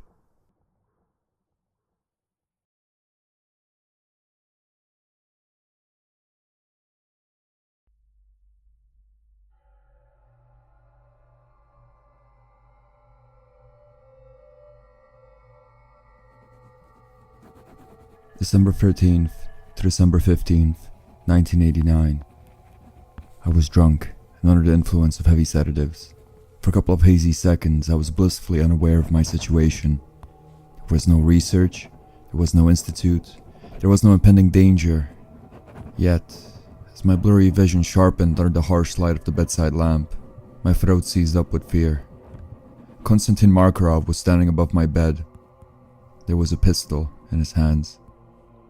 He told me, in no uncertain terms, that if I tried to call for help, he would shoot me on the spot. He was doing his best to appear calm, but the pulsing veins on his forehead betrayed his restlessness. He had come into my room to discuss my loyalty, not to Dr. Herkel, but to the Institute as a whole. Markarov broke into my room with a gun to gauge whether I was willing to do the right thing to keep the dark knowledge safe. The quiver in his hands made it very clear what would happen to me if I was deemed unworthy. He asked if I was going to tell Dr. Herkel about his plans. Still paralyzed with fear and sleep and the poison in my veins, all I managed to do was shake my head. He asked if I was going to continue working within the confines of the Institute once Herkel's leadership would be usurped. With the threat of a gun in my face, I wanted to shake my head yes, but my neck refused to move. More research beneath the watchful eye of an organism I couldn't comprehend. The suggestion was far too horrid. I wanted out, and there was no way that I could lie about that. Markarov took my silence for an answer. From the pocket of his coat, he removed a syringe filled with a clear, viscous liquid. It was far too dangerous for the Institute to keep me alive, he said. The injection would put me out of my misery peacefully. If I was to reject it, the gun would be considerably more messy. Markarov apologized and leaned over to my shaking wrist. My body refused to move, but I let out a yelp. That yelp quickly turned into speech. I do not know exactly what I said. I was delirious, but I know what I spoke of. I spoke of the cartoons that I had been drawing. I begged Markarov to let me live, to allow me to leave the borders of the Union and pursue a life wholly unrelated to science. My pleas did nothing to stave off the lethal injection, yet when I mentioned that I wanted to create a cartoon about science, Markarov's hand wavered. He asked what the cartoon would be about. I told him. In a hushed whisper, I told him the tale of a scientist that has been festering in my brain for months. It would be a show for children, a show that would make them laugh and appreciate the art of knowledge. It would be a show about men like me and Markarov. But the children would never have to think about the horrid research we were conducting. It would be a show about our lives, but the pulsing darkness of the Institute would be cut out and disposed of. My room is filled with sketches of this scientist, of his friends, of the world he is set to inhabit. Markarov's eyes drifted away from my veins, and for the first time since he broke into my room, he acknowledged my art. He just stood there, a pistol in one hand and lethal injection in the other, and admired my work. Then, he spoke. His words were seared into my brain. They were my only companion for what felt like an eternity. "That will be a beautiful show," Markarov said. "That will be a beautiful show, and I hope that one day, once all this darkness is contained, once the world is safe, I hope that one day I will be able to see it. You have my mercy, Vitek, but I still cannot risk you interfering with the unification." My body was slowly starting to obey my orders. I was able to feel my own weight and move my fingers, yet before I could rise out of bed, I lost control once more. Markarov stuck the needle into my arm and pressed the viscous liquid into my veins. "This dose will not kill you, but the next hours won't be pleasant." His voice sounded like far-off thunder. The universe shrunk into a tunneled view of the syringe. Markarov had given me a half dose. "I wish you luck with your cartoon. The people will need to laugh when this is all over. Glory to the labor." Somewhere, 1,000 leagues away, I could hear the door to my room close. My body was completely weightless. All that existed was the cracks in the ceiling and the waterfall of blood rushing through my skull. My thoughts slowed down to a crawl.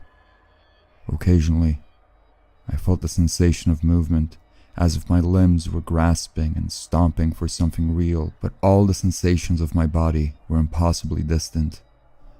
All I could hear was the rolling thunder in my eardrums. All I could see were the cracks in the ceiling. They looked like bolts of thunder.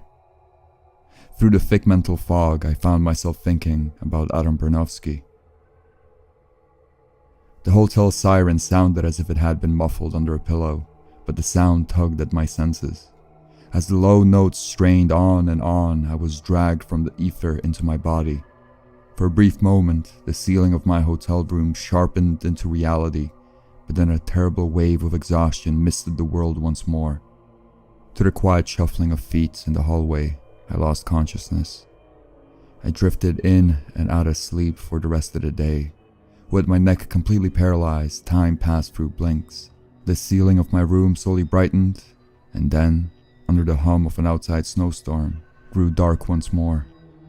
Throughout the night, sensations slowly crept back into my fingers and toes. I even managed to crane my neck over to the side. I was still a half-witted corpse glued to the mattress of my bed, yet at least I could see the outside world. Beyond my window was the empty burnt-out panel house in which Moshin once lived. Beyond the cement carcass, there was a forest, far too familiar to me. I watched the ugly vista, trying to gather the strength to get out of bed. What finally launched me off the mattress was more provoked by fear rather than conscious intent. A flash of bright light from the forest in which the Institute is hidden, like a lightning strike but brighter and silent. The moment my window lit up, my body propelled itself backwards as if it instinctively wanted to be as far away from the light as possible. I ended up with my face pressed against the dusty floor, yet even so, I could still see the light. It pulsed long into the night, like some foreign heartbeat growing more and more frantic with each pump, but then, as if the light never existed at all, the room went dark. When I finally managed to rise to my knees, I crawled into the bathroom. I vomited, I urinated, and then, with my mouth feeling like a desert made of dust, drank 7 glasses of water. Quenching my thirst made me feel significantly more stable, but that didn't last. Standing up had made my knees weak. My vision turned to faint static. Fearing cracking my head against the sink, I laid down on the floor of the bathroom. Even on the cold tile floor, I didn't last awake long. I woke from my feverish sleep about 30 minutes before the hotel siren were meant to sound off. Throughout the night, my body had gathered enough strength and balance for me to stand upright. With my knees still weak, I managed to make my way back to the bed. With no clear plan of action, I sat down and stared at the clock.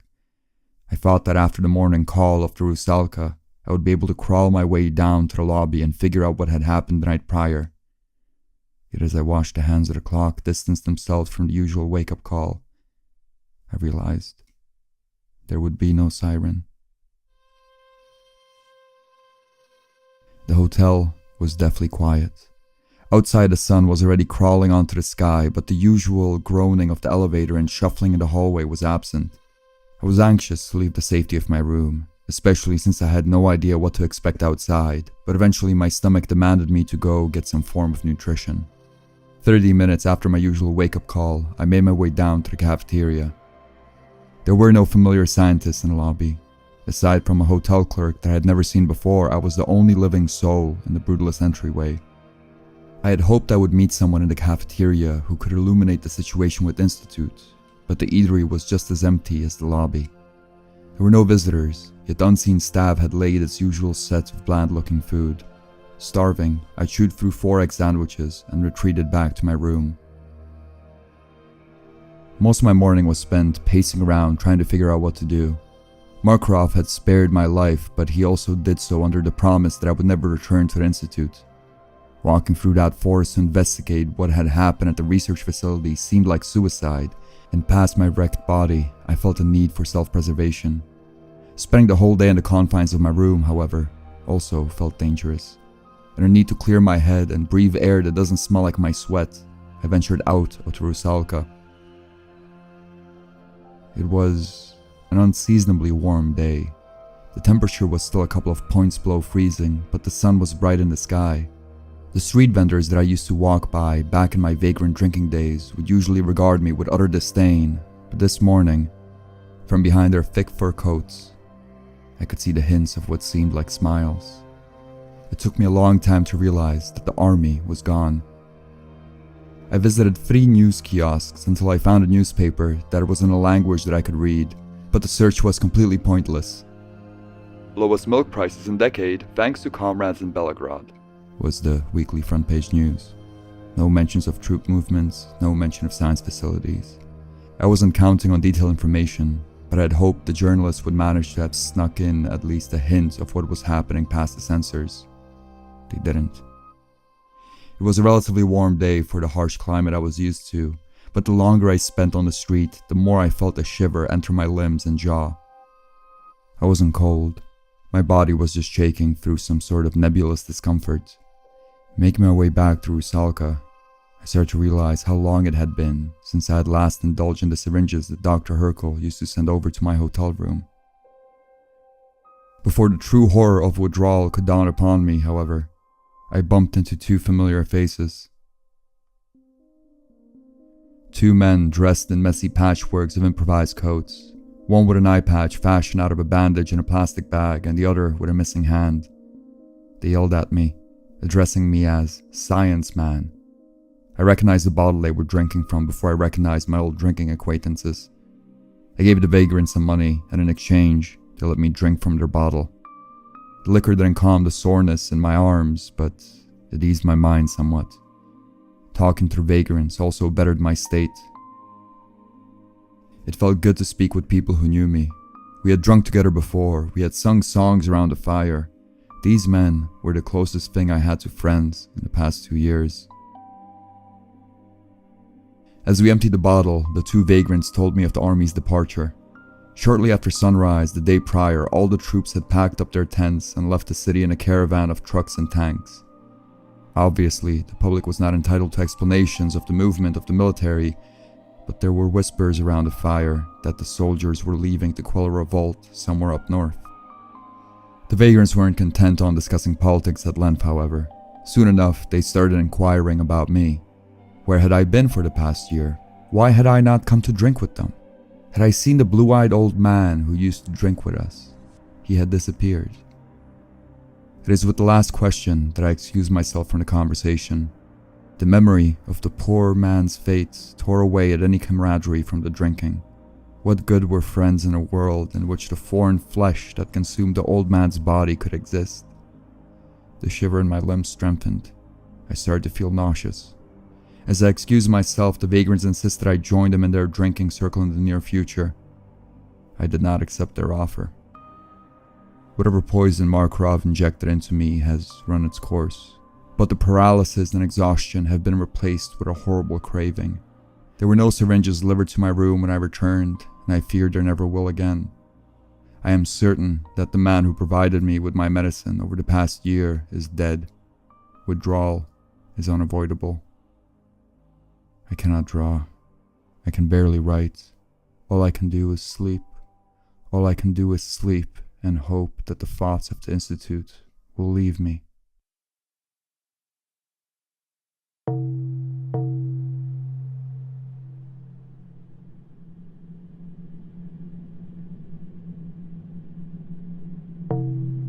December 16th, 1989. Last night, shortly after I finished scratching out the previous entry, I went to sleep.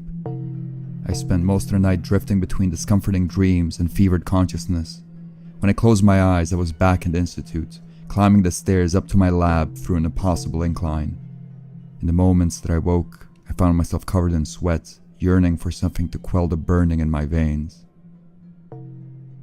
My sleep was one of dazed terror and discomfort, yet as the lights outside died down and the clock struck 12, my night attained a significantly more troubling tenor. Quietly, beneath the deafening sound of my rustling covers, I could hear a familiar tone. The Rusalka's siren.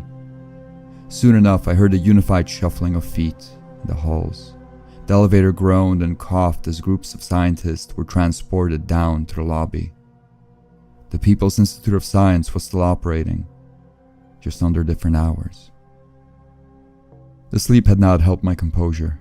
My body was still shivering beneath the force of an unquenchable thirst, but I knew I couldn't leave the city without knowing what had happened to the Institute. Once the elevator was silent for long enough to suggest there were no more passengers making their way downstairs, I followed the group. My daily walks to the Institute were often accompanied with thoughts of dread and physical ailments associated with substance abuse, but that walk, that final walk to United People's Institute of Science, was the worst of them all. Each step that I took threatened my balance because of the tremors in my feet. The cold midnight air scratched against my throat and imperiled me with coughs that would expose me. I did not do a good job staying hidden, yet the scientists paid me no mind. They simply marched through the forest towards the Institute, as they always had. The guard shack outside of the elevator was empty, yet I still stayed back as the scientists made their way into the building. It wasn't until I was completely certain that they had all entered the Institute that I made my way towards the facility. Touching the large metal doors sent a chill through my spine that rivaled the icy claws of withdrawal. The moment I laid my hand on the door, I knew that an incomprehensible change had taken place. I was no longer standing outside of the United People's Institute of Science.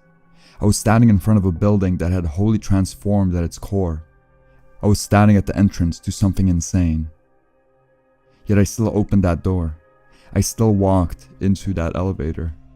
I knew that nothing good would meet me in the bowels of the Institute, but I also knew I would never rest easy until I found out what had happened. With dread in my heart, I entered the Institute. The ride on the elevator fortified my certainty that the Institute had somehow transformed at its core. Gone was the smooth machinery that transported its passengers in absolute silence. The elevator fought each meter it descended through coughs and groans. When I entered the metal box, there was a noticeable pool of liquid on the floor. At first, I presumed it was simply melted snow that the procession of scientists had dragged in from the outside world, but as the elevator struggled against its invisible blockage, the puddle started to grow. Something from outside of the elevator, something massive, was bleeding into the cramped box. When the doors of the elevator finally groaned open, when I witnessed, when my world, it crumbled. I had spent 2 years trying to protect mankind, thinking, hoping, praying that there was a way that our species could be defended from the unknown. But seeing, witnessing, being in the mere presence of that thing, in an instant I knew that we stand no chance. Humanity is nothing but an egg filled with blossoming life and limitless potential. Humanity is nothing but an egg being thrown at a brick wall by a furious god. I slammed the elevator controls like a wild animal trying to get out of a cage. The doors were much quicker to close than to open, but the damage had been done. My mind had been completely shattered. There was no way back from what I had seen. It wasn't laughter. No, it certainly wasn't laughter. None of what I had witnessed was funny. Yet the closest thing that I could compare this sound to was laughter. In response to the mess of meat and bone and arteries that I had witnessed, my throat seized up in sudden barks. The organism had spread its tendrils through the metal scaffolding of the scientific cathedral. All of the doors, all of the labs in which horrid research was being conducted. They were all swallowed up in one massive beating sea of flesh. The United People's Institute of Science is no more.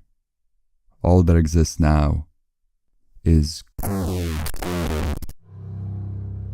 Adam Bernowski's art no longer adorns the Rusalka's halls. I do not know where the paintings have disappeared to, but judging by the heartbreak in the old receptionist's eyes, I imagine they have been burnt. There are no decorations in the halls of the Rusalka, and I feel partially responsible. In reparations, I leave behind my sketches. Maybe a couple months from now, someone will stumble upon this abandoned room. Maybe. Hopefully. They'll find these drawings fit to hang up. All that tied me to this place was my research, and now that the Institute is gone, now that it is under the rulership of that thing, my research will be taken care of.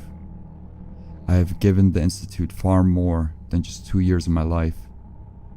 I had given the Institute far more than I had to give. It's time for me to retreat back home to Prague. I do not know what to expect. I know nothing of the revolution other than that it happened. My mind is shaken, but I hope, I pray, that I will one day recover. Maybe I'll be able to find a job in the arts. Maybe. Hopefully. I'll be able to put together that cartoon I always dreamed about. I think I'll call it The Adventures of Professor Egghead.